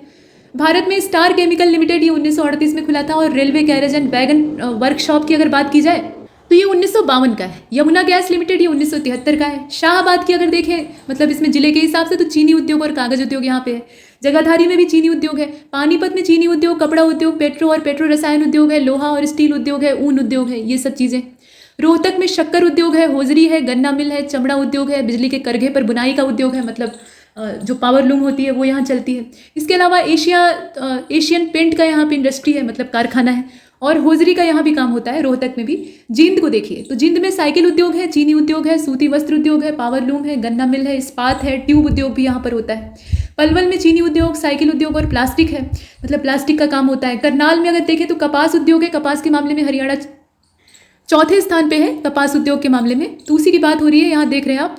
तो पलवल में हमने प्लास्टिक उद्योग देखा, करनाल में हमने चावल उद्योग, इसके अतिरिक्त नमक उद्योग को देखा, चीनी उद्योग है, और चमनलाल सेतिया एक्सपोर्ट्स का जो काम है वो भी यहाँ पे होता है। वनस्पति उद्योग है, ये सब इसमें देख लिया आपने करनाल वाले में। हिसार को देखिए, चीनी उद्योग, ऊन उद्योग, इसके अतिरिक्त कपड़ा उद्योग, लोहा स्टील उद्योग, ये सब यहाँ पे फैले हुए हैं। माहम में चीनी उद्योग, लोहा स्टील उद्योग, ये दोनों हैं। भिवानी में चीनी उद्योग, गम और केमिकल्स उद्योग, वस्त्र उद्योग, सीमेंट उद्योग। फैक्ट्री की अगर बात की जाए तो बिरला टेक्सटाइल मिल है, चुनार शूटिंग शर्टिंग लिमिटेड है, हिंदुस्तान गम एंड केमिकल लिमिटेड है, रामकृष्ण डालमिया सीमेंट फैक्ट्री है, पंजाब क्लॉथ मिल है, भिवानी टेक्सटाइल मिल है, ये सब है। सोनीपत की बात करते हैं तो साइकिल उद्योग, कागज उद्योग दोनों यहाँ पे है। जींद में साइकिल उद्योग, चमड़ा उद्योग, टायर ट्यूब उद्योग, ये सब है। धारूहेड़ा की बात करें तो यहाँ पे कागज उद्योग है। गुरुग्राम में औषधि उद्योग, बर्तन उद्योग, चीनी मिट्टी वाला काम, इलेक्ट्रॉनिक्स उद्योग है, मारुति कार उद्योग है, जूता उद्योग है, बैग का निर्माण होता है, कारों का निर्माण होता है। डूंडा हेड़ा को देखिए तो डूंडा हेड़ा जो है इसमें औषधि उद्योग है। बावल की अगर बात करें तो पेट्रो और पेट्रो रसायन उद्योग यहाँ पर है। पिंजौर में मोटर वाहन उद्योग है। बहादुरगढ़ में वस्त्र उद्योग है, चीनी मिट्टी का काम होता है। इसके अलावा मतलब बर्तन में चीनी मिट्टी के बर्तन बनते हैं, कुछ हद तक वस्त्र उद्योग भी है लेकिन वो उतना बड़े पैमाने पर नहीं है। लोहा स्टील उद्योग यहाँ पे बड़े पैमाने पे है और सैनिटरी का भी काम होता है। और देखिए पंचकूला में इलेक्ट्रॉनिक्स उद्योग है। अंबाला में इलेक्ट्रॉनिक्स का काम है। इसके अलावा सिलाई मशीन का कारखाना है, वैज्ञानिक उपकरण यहाँ बनते हैं, ग्राइंडर मशीनें बनती हैं, गैस स्टोव बनते हैं, शीशा उद्योग है, नारायण शुगर मिल यहीं पर है शहजादपुर में। रेवाड़ी को देखें आप, बर्तन उद्योग यहाँ पे तांबे और पीतल के बर्तन बनते हैं। गन्नौर में लोहा और स्टील का काम होता है। बल्लभगढ़ में टायर ट्यूब उद्योग है। सिरसा में वनस्पति उद्योग है, कपास उद्योग है, पावर लूम और कागज का उद्योग भी चला हुआ है यहाँ पे। झज्जर में कई सारी इंडस्ट्रीज हैं जैसे कि स्टील पाइप उद्योग, मशीन उपकरण, ऑटोमोबाइल पार्ट्स हैं, डीजल इंजन का काम होता है। इसके अलावा ग्लास उपकरण इत्यादि बनते हैं। रिलैक्सो फुटवेयर की यहाँ पे कंपनी है, ठीक है, रिलैक्सो के चप्पल जूते आपने पहने होंगे। सूर्या रोशनी लिमिटेड है यहाँ पर। पार्ले बिस्कुट की फैक्ट्री है। Shri Krishna paper mill and private limited है। पैनासोनिक टेक्नो पार्क यहाँ पे है। तो बहुत सारी बड़ी बड़ी इंडस्ट्री यहाँ पे लगी हुई है। नेक्स्ट, हरियाणा के वर्तमान शहरों के उपनाम देख लेते हैं। अभी जो तत्काल के शहर है तो भिवानी इसका वर्तमान नाम है और इसके उपनाम मिनी क्यूबा है। इसको मिनी क्यूबा भी कहा जाता है, वस्त्र नगरी कहा जाता है और भारत की छोटी काशी भी कहा जाता है। तो हालांकि लहुरी काशी ये बहुत सी जगहों को कहा जाता है क्योंकि वाराणसी जो है ये असली काशी है और बाकी लहुरी काशी ये गाजीपुर जिले को भी कहा जाता है, लेकिन यहाँ भिवानी की बात हो रही है। फरीदाबाद को अगर देखें तो ये उद्योग नगरी कही जाती है। सोनीपत को सोने का शहर और एजुकेशन सिटी कहा जाता है। फतेहाबाद को पिंक सिटी कहते हैं। सिरसा, ये ध्यान दीजिएगा कि ये राज्य स्तरीय है, पूरे देश में नहीं, पूरे देश में पिंक सिटी कुछ और ही है। सिरसा की बात करें तो ये सरस्वती नगर या वन नगरी कही जाती है। पलवल सिटी ऑफ काटन है। जींद जो है ये जयंती देवी का नगर, हरियाणा का हृदय स्थल ये कहा जाता है। अंबाला मिक्सी सिटी और विज्ञान नगरी कही जाती है। इसके अलावा कुरुक्षेत्र को धर्म नगरी और सिटी ऑफ पार्क्स कहा जाता है। महाभारत नगरी भी कहा जाता है और कैथल को कपिल मुनि की नगरी कहा जाता है। फरीदाबाद को आपने देख ही लिया। गुरुग्राम को साइबर सिटी का दर्जा प्राप्त है। हिसार को हिसार फिरोजा चुंबक नगरी और इस्पात नगरी भी कहा जाता है। करनाल को धान का कटोरा, चावल का कटोरा, राज्य के संदर्भ में सिर्फ, देश भर में नहीं। और इसके अतिरिक्त करनाल ये बिगड़ा हुआ नाम है, ये कर्णपुर था असल में, ठीक है, कर्ण नगरी भी कहा जाता था। तो ये कर्ण नगरी के नाम से जानी जाती थी, वही नाम यहाँ दिया हुआ है। शूज सिटी, यहाँ पे जो फुटवेयर इंडस्ट्री है वो काफ़ी अच्छे से डेवलप है। रेवाड़ी को देखें तो इसे वीर सिटी और पीतल नगरी कहा जाता है। झज्जर को शहीदों का नगर कहा जाता है और पानीपत को बुनकरों का शहर कहा जाता है। यमुनानगर को मछुआरों का स्वर्ग और पेपर सिटी कहते हैं। अब देखिए, हड़प्पा सभ्यता और बीते हुए समय हड़प्पा सभ्यता ही नहीं और जो पुरानी सभ्यताएं थी, कई वंशों के इतिहास और उनसे संबंधित जो पुरातात्विक साक्ष्य थे वो कहाँ से प्राप्त हुए हैं और जिला कौन सा है, ये सब चीज़ें हम यहाँ देख रहे हैं। तो टकसालें प्राप्त हुई हैं बोहर माजरा से और ये जिला है रोहतक। समुद्रगुप्त के समय के गुप्तकालीन सिक्के ये मिताथल से प्राप्त हुए हैं जो कि भिवानी जिले में पड़ता है। लोहे, माफ कीजिए, सोने और तांबे के सिक्के ये मिताथल से ही मिले हैं, ये भिवानी जिले में स्थित है। योधेय गणराज्य की मोहरें ये नौरंगाबाद से मिली और ये भी भिवानी में। शुंग वंश के फलक प्राप्त हुए हैं, उस समय के जो फलक स्थित थे इसमें, तो वो सुध से प्राप्त हुए हैं और ये सुध आपका यमुनानगर में। हड़प्पा स्थल के अवशेष या हड़प्पा सभ्यता के अवशेष ये भिवानी से प्राप्त हुए हैं। कुषाण कालीन जो सोने और तांबे के सिक्के थे, ज़्यादातर सोने के सिक्के और कुछ तांबे के वो भिवानी मतलब मीताथल से मिले हैं। जैन मूर्तियां प्राप्त हुई हैं, यहाँ देखें आप, हांसी और शनीला से। टकसालें मिली है अग्रोहा से, हिसार वाला क्षेत्र। मौर्यकालीन स्तूप और अवशेष ये फतेहाबाद और हिसार दोनों से प्राप्त हुए हैं। यक्ष की मूर्तियां ये पलवल से मिली हैं, पलवल इसका खुद ही स्थान है। मिट्टी की मोहरें दौलतपुर हिसार से प्राप्त हुई हैं। इंडो ग्रीक सिक्के ये खोखरा कोट जो कि रोहतक में स्थित है वहां से मिला है। कुषाण शैली के द्वार स्तंभ ये रोहतक से प्राप्त हुए हैं और हर्षकालीन ताम्र मुद्राएं ये सोनीपत से प्राप्त हुई। आगे बढ़ते हैं, हरियाणा के उत्खनन स्थल और जिलों की बात कर लेते हैं। तो उत्खनन स्थल का नाम है सुध और ये यमुनानगर में स्थित है। अग्रोहा आपका हिसार में है। नौरंगाबाद भिवानी में है। बालू जो है वो कैथल में है। बालू उत्खनन स्थल का नाम है। औथा आपका देखिए यहाँ पे है। औथा जो है वो गुरुग्राम में है। बनावली ये फतेहाबाद में है, जिसे कि आप बनावली के नाम से सुनते हैं। कुणाल आपका फतेहाबाद में है। खोखरा कोट रोहतक में है। थानेसर कुरुक्षेत्र में है। अनंतपुर फरीदाबाद में है। फरमाड़ा ये रोहतक में है। बादली आपका झज्जर में है। मदीना रोहतक में है। मानेहेरू ये भिवानी में है और भगवानपुरा कुरुक्षेत्र में है। मिर्जापुर कुरुक्षेत्र में है। और यहाँ आप देख रहे हैं ये मिर्जापुर एक उत्तर प्रदेश में भी है, लेकिन ये हरियाणा राज्य की बात हो रही है। कसीतल ये कुरुक्षेत्र में है। कर्णटीला ये कुरुक्षेत्र में है। दौलतपुर ये भी कुरुक्षेत्र में है। ये सब हमने देखा। मीताथल हमने पीछे देख लिया है कि भिवानी में स्थित है और ये सभी उत्खनन स्थल के तौर पर जाने जाते हैं। आगे बढ़ते हैं, हरियाणा में स्थित प्रमुख तकनीकी और शोध संस्थानों को देख लेते हैं। तो यहाँ शोध संस्थान का नाम है और उसकी अवस्थिति है। Technological institute of textile and sciences ये भिवानी में है। राष्ट्रीय डेयरी अनुसंधान संस्थान ये करनाल में है। राष्ट्रीय विद्युत प्रशिक्षण संस्थान ये फरीदाबाद में है। हरियाणा पुलिस एकेडमी ये मधुबन करनाल में है। केंद्रीय मृदा लवणता अनुसंधान संस्थान ये करनाल में है। गेहूं अनुसंधान निदेशालय ये भी करनाल में है। राष्ट्रीय पशु अनुवांशिकी संस्थान ये करनाल में है। केंद्रीय प्लास्टिक अभियांत्रिकी और तकनीकी संस्थान अगर देखा जाए तो ये मुरथल में है, सोनीपत में। राज्य फिल्म और टेलीविजन संस्थान ये फिल्म और टेलीविजन संस्थान आपका रोहतक में है। कारपोरेट मामलों का संस्थान ये केंद्रीय स्तर का है, तो भारतीय कारपोरेट मामलों का संस्थान ये IMT मानेसर में है। राष्ट्रीय भैंस अनुसंधान संस्थान ये हिसार में है। केंद्रीय कपास अनुसंधान संस्थान और क्षेत्रीय कार्यालय ये सिरसा में है। हरियाणा फार्म और प्रजनन केंद्र ये हिसार में है। राष्ट्रीय भेड़ प्रजनन केंद्र ये भी हिसार में है। राष्ट्रीय अश्व अनुसंधान केंद्र ये हिसार में है आपका। और लाला लाजपत राय पशु चिकित्सा और पशु विज्ञान विश्वविद्यालय ये भी हिसार में है। हरियाणा अंतरिक्ष अनुप्रयोग केंद्र ये हिसार में है और ब्रेन शोध केंद्र ये मानेसर गुड़गांव में है। भारत का सबसे बड़ा कैंसर संस्थान ये झज्जर में है और भारतीय हृदय अनुसंधान संस्थान या राष्ट्रीय हृदय अनुसंधान संस्थान ये भी झज्जर में। अब कुछ महत्वपूर्ण घटनाक्रमों को देख लेते हैं एक क्रम से। तो 2500 से लेकर 1700 ईसा पूर्व, ठीक है, BC की बात हो रही है, बिफोर जीसस क्राइस्ट। तो इस समय हरियाणा में सिंधु घाटी की सभ्यता प्रसारित हो गई थी। 1500 से लेकर 500 BC इस समय आर्य वैदिक सभ्यता का प्रसार हुआ, आर्यों का आगमन हो गया था। और 324 से लेकर 232 ईसा पूर्व में हरियाणा मौर्य वंश के अधीन आ गया था। 805 ईस्वी में नागभट्ट जो कि प्रतिहार शासक था उसने हरियाणा पर कब्जा कर लिया। उसके बाद मिहिर भोज का शासन शुरू हुआ 1836 में। अब आप देख रहे हैं मध्यकाल की शुरुआत हो चुकी है। ये 1030 ईस्वी की बात है। तो 1030 ईस्वी में महमूद के पौत्र मसूद ने हांसी पर अधिकार कर लिया था। पश्चिम से अरबों का जो हमला है वो शुरू हो गया था। तुर्कों और अरबों का क्रम स्टार्ट हो जाएगा, इसे आप देख रहे हैं। तो 1036 में महमूद के पौत्र मसूद ने सोनीपत पे कब्जा कर लिया। ये क्रम से आगे बढ़ रहा था और महमूद के उत्तराधिकारी इब्राहिम ने हरियाणा पर अधिकार कर लिया। कश्मीर नरेश अनंत के पुत्र कलश ने कुरुक्षेत्र पर हमला किया था। ये 1081 ईस्वी की बात है। 1139 में अरुणराज चौहान ने हरियाणा पर आक्रमण किया था और 1151 में विग्रहराज चौहान इन्होंने हरियाणा पर अपना राज्य स्थापित किया था। 1194 का समय देखिए, रोहतक पर मोहम्मद गोरी का हमला हुआ था और 1206 में कुतुबुद्दीन ऐबक ये हरियाणा का शासक बन गया था। 1240 में रजिया बेगम की कैथल में हत्या कर दी गई थी। रजिया सुल्ताना की बात हो रही है। और 1266 से लेकर 1287 हरियाणा में बलबन का शासन था। 1398 मध्यकाल चल रहा है, अपनी चरम सीमा पर है। तो 1398 में तैमूर के द्वारा हरियाणा पे हमला किया गया था। 1440 में मालवा के महमूद खिलजी को दिल्ली की गद्दी मिल गई थी और बहलोल लोदी का हरियाणा पे कब्जा हो गया था 1451 से लेकर 1489 तक।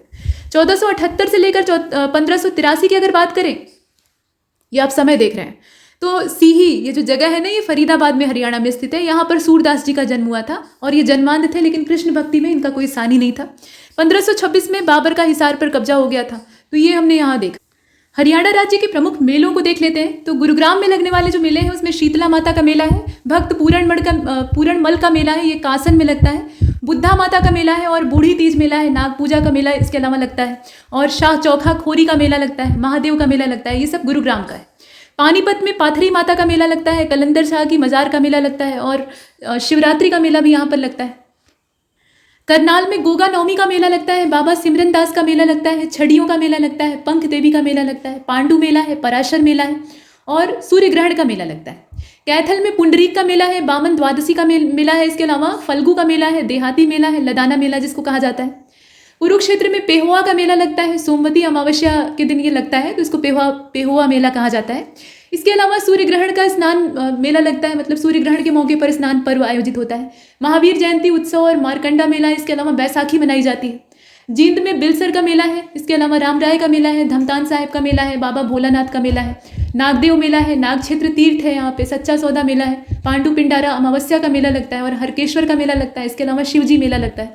तो ये सब मेलों के नाम है जो कि जींद में लगते हैं।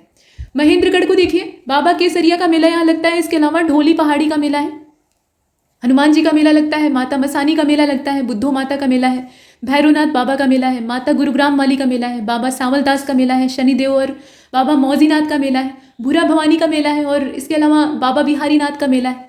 तीर्थ का मेला यहाँ पे लगता है और शिव जी का मेला यहाँ भी लगता है। तो ये कई चीज़ें रिपीट हो रही है। शनिदेव का यहाँ पे जो सालाना मेला है वो लगता है और बाबा सांवलदास का मेला लगता है, ये हमने देखा। फरीदाबाद का देखिए, सूरजकुंड का मेला यहाँ लगता है, हस्तशिल्प के काम की प्रदर्शनी के तौर पे देखा जाता है। इसके अलावा माता कालका का मेला है, कनुबा का मेला है, बाबा उदास दास का मेला है, बलदेव छठ का मेला यहाँ लगता है, फूलडोर का मेला लगता है, बराही का मेला है, कान्हा गौशाला मेला है, सती मेला है, दादा कान्हा राव मेला है, कनुआ का मेला है, कान्हा गौशाला मेला ये आपने देख ही लिया है। भिवानी में देखिए पूर्णमासी का मेला लगता है। इसके अलावा बाबा खोड़े वाला का मेला है, मुंगीपा का मेला है, सती का मेला है, बाबा नागा मेला है, शीतला माता मेला है और देवसर देवी मेला है।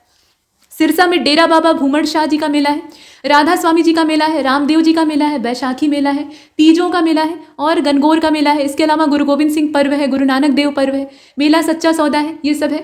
रोहतक को देखिए तो बाबा मस्तान नाथ का मेला, बाबा जमुना नाथ का मेला, दशहरा उत्सव मेला, होला मोहल्ला, इसके अलावा बाबा श्याम जी का मेला, बाबा जगन्नाथ का मेला, ये सब यहाँ लगते हैं। नूह में रावण का मेला लगता है, ठीक है, ये आपने देखा। और झज्जर में श्री श्याम जी का मेला है, माता भीमेश्वरी देवी का मेला है, बाबा गरीब का मेला लगता है। इसके अलावा सालोनी मेला लगता है, मतलब वो सलोनी पूर्णिमा कहा जाता है ना, श्रावणी पूर्णिमा को, जो कि रक्षाबंधन का होता है, तो वो मेला लगता है। इसके अलावा बाबा बूढ़ा का मेला है, घोड़ों का मेला, जहाजगढ़ का मेला और संत गरीबदास का मेला यहाँ पर लगता है।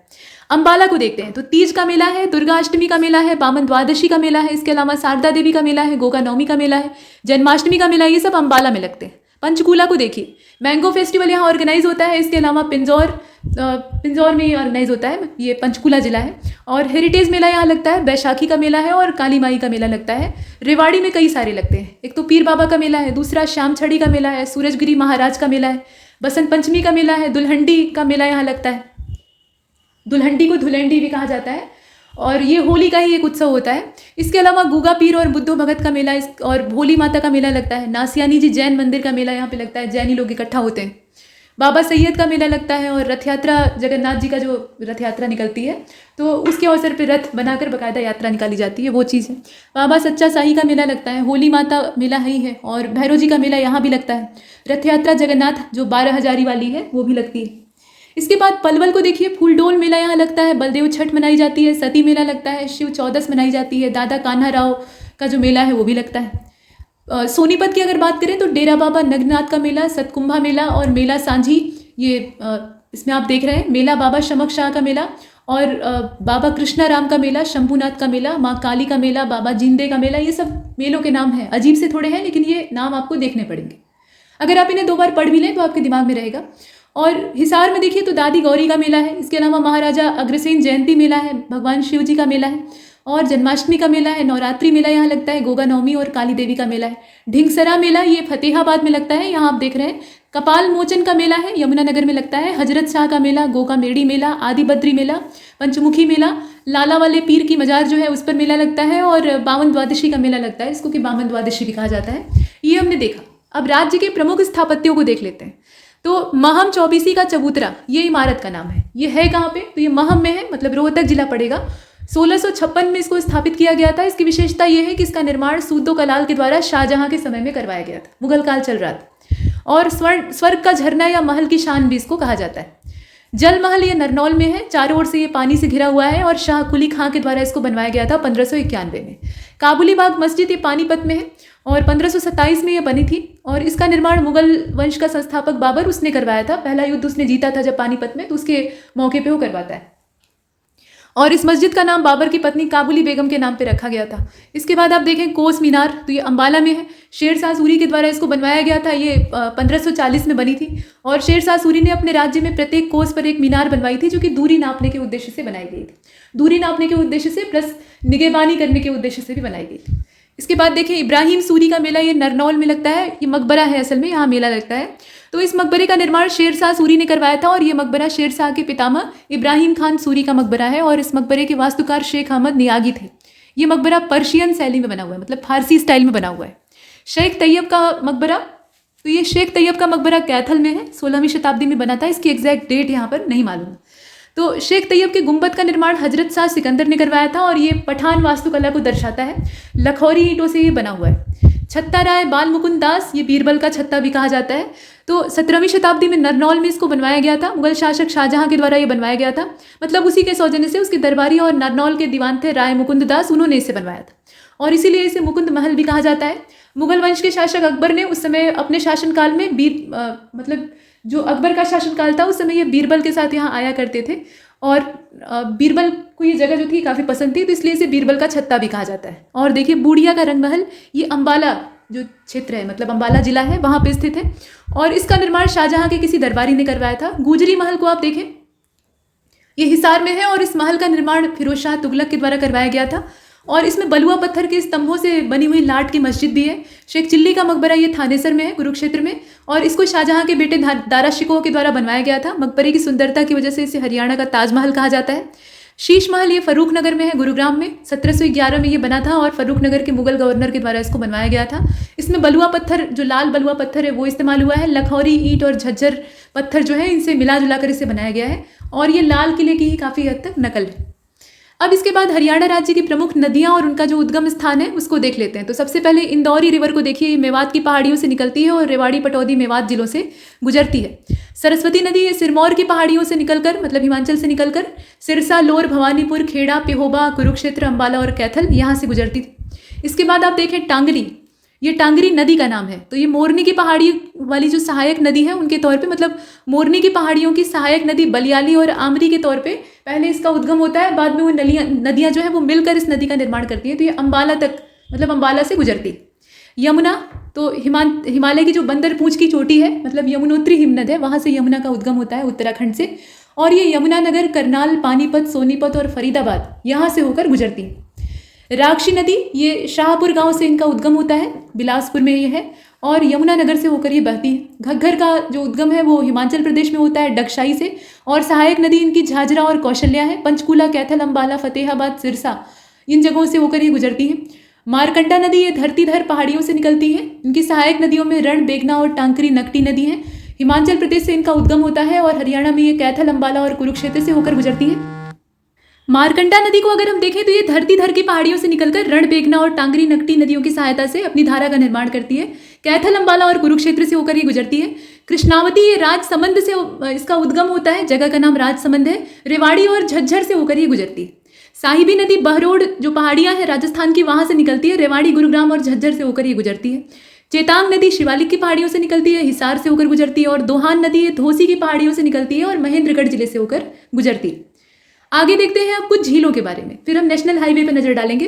तो झीलों में पहली तो झील है ब्रह्म सरोवर, कुरुक्षेत्र से इसका उद्गम होता है, मतलब कुरुक्षेत्र में ये स्थित है। झील का उद्गम और उसका जो स्थान है या लोकेशन है वो एक ही चीज़ होती है। स्थिर पानी का ये स्रोत है और गहरा होता है अपेक्षाकृत। तो ये आपने देखा और इसमें कॉलम बना हुआ है, तो कॉलम में आप देखें इधर वाले पार्ट को पहले और उसके बाद तब इधर वाले हिस्से को हम देखेंगे, ठीक है। तो यहाँ आप देखें ब्रह्म सरोवर कुरुक्षेत्र, सन्निहित सरोवर ये आपका कुरुक्षेत्र में है। हथिनी कुंड झील ये आपकी यमुनानगर में है। कर्ण झील करनाल में है। बड़खल झील फरीदाबाद में है। सूरज कुंड झील ये फरीदाबाद में है। कोटला नूह में है। संगेल उज्जीना ये मेवात में है। चंदेरी झील ये मेवात में है। सुखना लेक जो है ये चंडीगढ़ में है। यहाँ आप देख रहे हैं गर्म पानी के चश्मे ये सोहना में है। खलीलपुर झील ये गुरुग्राम में है। भिंडावास आपकी झज्जर में है। तिलियार आपकी रोहतक में है। ब्लू बर्ड झील ये हिसार में है। बसई झील ये गुरुग्राम में है। और यहाँ आप देख रहे हैं गुरुग्राम भीमकुंड या पिंचोखड़ा झोल इसको कहा जाता है, ये गुरुग्राम में है। दमदमा झील गुरुग्राम में है। सुल्तानपुर झील फर्रुख नगर गुरुग्राम में है और वृद्ध केदार झील ये कैथल में। इसे हमने देखा। आगे बढ़ते देखिए इसमें राष्ट्रीय राजमार्गों को, तो नेशनल हाईवे क्रमांक यहाँ आप देखें, नेशनल हाईवे नंबर 1 या नेशनल हाईवे का जो क्रमांक है 1, ये NH1 दिल्ली अमृतसर ये इसका मार्ग हो गया। और ये कौन कौन से हरियाणा के प्रमुख नगरों से होकर गुजरता है, तो इसमें इसकी जद में आने वाले नगर हैं मुरथल, पानीपत, करनाल, पीपली, शाहाबाद और अंबाला। दिल्ली कोलकाता मार्ग या नेशनल हाईवे नंबर 2 ये फरीदाबाद, वल्लभगढ़, पलवल और होडल से होकर गुजरता है। और दिल्ली मुंबई जो राजमार्ग है ये रेवाड़ी से होकर गुजरता है, मतलब नेशनल हाईवे नंबर 8 इसको कहा जाता है। गुरुग्राम और बावल से होकर ये जाता है। दिल्ली फिरोजपुर ये राष्ट्रीय राजमार्ग संख्या 10 है। बहादुरगढ़, रोहतक, महम, हांसी, हिसार, फतेहाबाद, सिरसा, मंडी, डबवाली यहाँ से होकर गुजरता है। पिंजौर, स्वराघाट ये राष्ट्रीय राजमार्ग संख्या 21A है और ये पिंजौर और पंचकूला से होकर गुजरता है। अंबाला शिवकीला ये राष्ट्रीय राजमार्ग संख्या 22 है, NH22 कालका और पंचकूला से गुजरता है। अंबाला पाली ये राष्ट्रीय राजमार्ग संख्या 65 है, इसे आप यहाँ देख रहे हैं, और अंबाला से होकर ये गुजरता है। रोहतक पानीपत ये नेशनल हाईवे नंबर 71A है, रोहतक और पानीपत से होकर गुजरता है। Ambala Haridwar national highway number 72 है और ये अंबाला और जगाधारी से होकर गुजरता है। आगे बढ़ते हैं। यहाँ आप देखें राज्य के प्रमुख तापीय विद्युत केंद्रों को, मतलब ये बिजली केंद्र है, और इसमें विद्युत केंद्रों में पहला है पानीपत तापीय विद्युत केंद्र। 1 नवंबर 1979 को इस्टेब्लिश हुआ था। 1367.80 मेगावाट इसकी क्षमता है। दीनबंधु छोटूराम तापीय विद्युत परियोजना ये 14 अप्रैल 2008 यमुनानगर में स्थापित हुई थी और 600 मेगावाट इसकी क्षमता है। यहाँ आप देख रहे हैं। राजीव गांधी तापीय विद्युत परियोजना 24 अगस्त सन 2010 की है। छेदड़गांव हिसार का जो है वहाँ पे ये स्थित है और 1200 मेगावाट इसकी कैपेसिटी। अरावली इंदिरा गांधी ताप विद्युत परियोजना यहाँ आप देख रहे हैं, ये नीचे वाला 4 मार्च 2011 को ये स्थापित हुई थी। झाड़ली गांव जो झज्जर का है वहाँ पे 1500 मेगावाट इसकी क्षमता है। महात्मा गांधी तापीय विद्युत परियोजना 2008 की है, झज्जर इसका लोकेशन है और वहाँ पे इसकी स्थापना हुई थी। 1320 मेगावाट इसकी क्षमता है। जल विद्युत परियोजना की अगर बात करें तो 2 हैं इसमें, पश्चिमी यमुना नगर जल विद्युत परियोजना, माफ कीजिए पश्चिमी यमुना नहर जल विद्युत परियोजना, और ये 1977 की है। हथनी कुंड यमुनानगर में ये स्थित है और 1600 मेगावाट इसकी क्षमता है। ये जल विद्युत परियोजना है। और ककरोई सूक्ष्म जल विद्युत परियोजना ये कबुरोई गांव सोनीपत जो है इसमें 1999 में स्थापित किया गया था। 1999 का है, 300 मेगावाट इसकी क्षमता है। नाभिकीय ऊर्जा की बात करते हैं तो गोरखपुर परमाणु विद्युत परियोजना ये आपकी वर्ष 2014 फतेहाबाद की है। 4 इकाई 2 मतलब 2800 मेगावाट इसकी क्षमता है। सौर ऊर्जा की बात करते हैं तो ये तो हमने देखा नाभिकीय ऊर्जा को। अभी सौर ऊर्जा में 2 हैं, तो सौर विद्युत केंद्र ये भट्टूकला गांव यमुनानगर में है और दूसरा आपका गुरुग्राम में है सौर विद्युत परियोजना 348 किलोवाट। गैस ऊर्जा की बात करें तो फरीदाबाद गैस पावर प्लांट ये फरीदाबाद में है। ये 432 मेगावाट क्षमता वाला मतलब उत्पादन क्षमता वाला है। अब यहाँ पर खनिजों की बात कर लेते हैं, खनिज और उससे संबंधित जिले। तो चूना पत्थर कहाँ कहाँ पे पाया जाता है ये जानने की आवश्यकता है। यहाँ से प्रश्न बनते हैं, ध्यान से देखिएगा। तो चूना पत्थर महेंद्रगढ़, रोहतक, हिसार, पंचकूला और अंबाला इन जगहों से प्राप्त होता है। बालू की प्राप्ति महेंद्रगढ़ से होती है। बेराइट प्राप्त होता है नरनौल से मतलब महेंद्रगढ़ से। कैल्साइट, मैग्नीज और वर्मिकुलाइट जो है ये महेंद्रगढ़ से ही प्राप्त होता है। रवेदार चूना पत्थर मिलता है अंबाला और महेंद्रगढ़ से। क्वार्टज की प्राप्ति होती है अटेला और टहला से, महेंद्रगढ़ और बदरपुर, गुरुग्राम। इसके अलावा लौह अयस्क, मैग्नेसाइट ये भिवानी, नरनौल, महेंद्रगढ़ वाला जो है वहां से प्राप्त होता है। रवेदार चूना पत्थर या अंबाला और महेंद्रगढ़ वाला जो इलाका है वहां से मिलता है। चीनी मिट्टी फरीदाबाद, गुरुग्राम। फेलस्पार ये महेंद्रगढ़ और गुरुग्राम से प्राप्त होता है। और टंगस्टन, सीसा और जस्ता ये भिवानी से प्राप्त होता है। शोरा, चिली साल्ट, पीटर जिसे आप कहते हैं, तो ये हिसार, भिवानी, सिरसा, रोहतक, गुरुग्राम और फतेहाबाद से प्राप्त होता है। इसके अलावा संगमरमर तो ये महेंद्रगढ़ से मिलता है। कांच बालू गुरुग्राम से प्राप्त होता है। तांबा आपका महेंद्रगढ़ से प्राप्त होता है। स्लेट पत्थर ये आपका फरीदाबाद, गुरुग्राम, कुंड, रेवाड़ी और महेंद्रगढ़ से प्राप्त होता है। बजरी जो है वो फरीदाबाद से प्राप्त होती है। ये हमने यहाँ पर देखा। आगे बढ़ते हैं। हरियाणा राज्य के जो वर्तमान शहर हैं और उनके जो प्राचीन नाम है उनको एक बार देख लेते हैं। तो कुरुक्षेत्र ये इसका वर्तमान नाम है। पुराने समय में इसको कुरुजन जनपद या फिर शरियाड़वत कहा जाता था। पलवल का पुराना नाम अपलवा था। रेवाड़ी का पुराना नाम रेवावड़ी था, जबकि महेंद्रगढ़ का पुराना नाम कन्नौड़ या कनौड़ था। एलनाबाद जो है इसको खारियल कहा जाता था और थानेश्वर जो है इसको स्थानेश्वर के नाम से जाना जाता था। कैथल को कपिल स्थल कहा जाता था, जबकि सोनीपत जो है इसको सोनीप्रस्थ कहा जाता था। गुरुग्राम का पुराना नाम गुड़गांव था, आप जानते ही हैं। औरंगाबाद का पुराना नाम प्रकृतनाग था।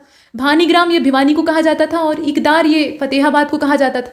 अब्दुल्लापुर ये यमुनानगर का पुराना नाम। इसके अलावा दादरी ये डालमिया नगर था और बलरामगढ़ ये वल्लभगढ़ को कहा जाता था। तो ये सब आपने देखा। आगे देखते हैं। नरनौल का पुराना नाम नर राष्ट्र नंदीग्राम या नाहरनौल, सिंहों का डहर, इस तरह से इसका नाम रखा गया था। सिरसा का शहरिशाका इसको कहा जाता था। हाँसी का आसी नाम था, नूह का मेवात नाम था पुराना। पंचमपुरा या विराटनगर ये पिंजौर को कहा जाता था। लोहारू को लोहा रूप के नाम से पुराने समय में जाना जाता था। कालका का पुराना नाम कालकूट था। कैथल को कपिल स्थल कहा ही जाता था। जयंतपुरी ये जींद का पुराना नाम था। पानप्रस्थ ये पानीप्रस्थ का पुराना नाम, मतलब पानीपत जो अभी तत्काल में जाना जाता है, तो पानप्रस्थ से ये पानीप्रस्थ बना और पानीप्रस्थ से बिगड़ते बिगड़ते पानीपत हो गया। इसके बाद करनाल, तो इसको कर्णपुर, कर्णनगरी या कर्णताल कहा जाता था। तो ये आपने देखा।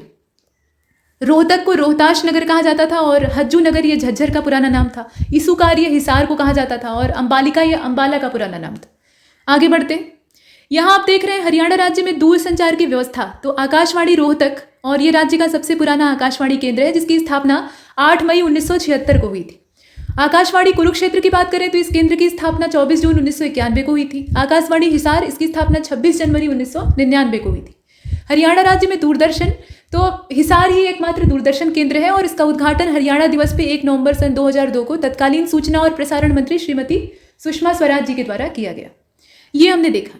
अब हरियाणा राज्य के प्रसिद्ध स्थलों को देख लेते हैं। तो रोहतक में पहला तो आकाशवाणी केंद्र आपने देखा ही है, तो वो चीज़ यहाँ बताई गई। रोहतक जिले का पहला, हरियाणा राज्य का पहला, मतलब दोनों मामले में भी पहला आकाशवाणी केंद्र 8 मई 1976 को स्थापित किया गया, जहां से हरियाणा की संस्कृति और विकास संबंधी कार्यक्रम प्रसारित किए जाते हैं। राज्य स्तरीय युद्ध स्मारक, ये स्मारक महर्षि दयानंद विश्वविद्यालय के प्रांगण में प्रथम द्वार के निकट स्थापित है और ये स्मारक सन 2004 में बनाया गया था। युद्ध स्मारक, ये जिला स्तरीय युद्ध स्मारक है और यह संस्थान मानसरोवर पार्क रोहतक में स्थित है। और इस स्मारक के, यहाँ आप देख रहे हैं, इस स्मारक के पूरे जिले के शहीदों के नाम पे संगमरमर की सीमाओं पर खुदाई करके इसको अंकित किया गया है। मतलब ये जो स्मारक है इसमें पूरे जिले में जितने भी शहीद हैं उनके नाम अंकित हैं इस पे।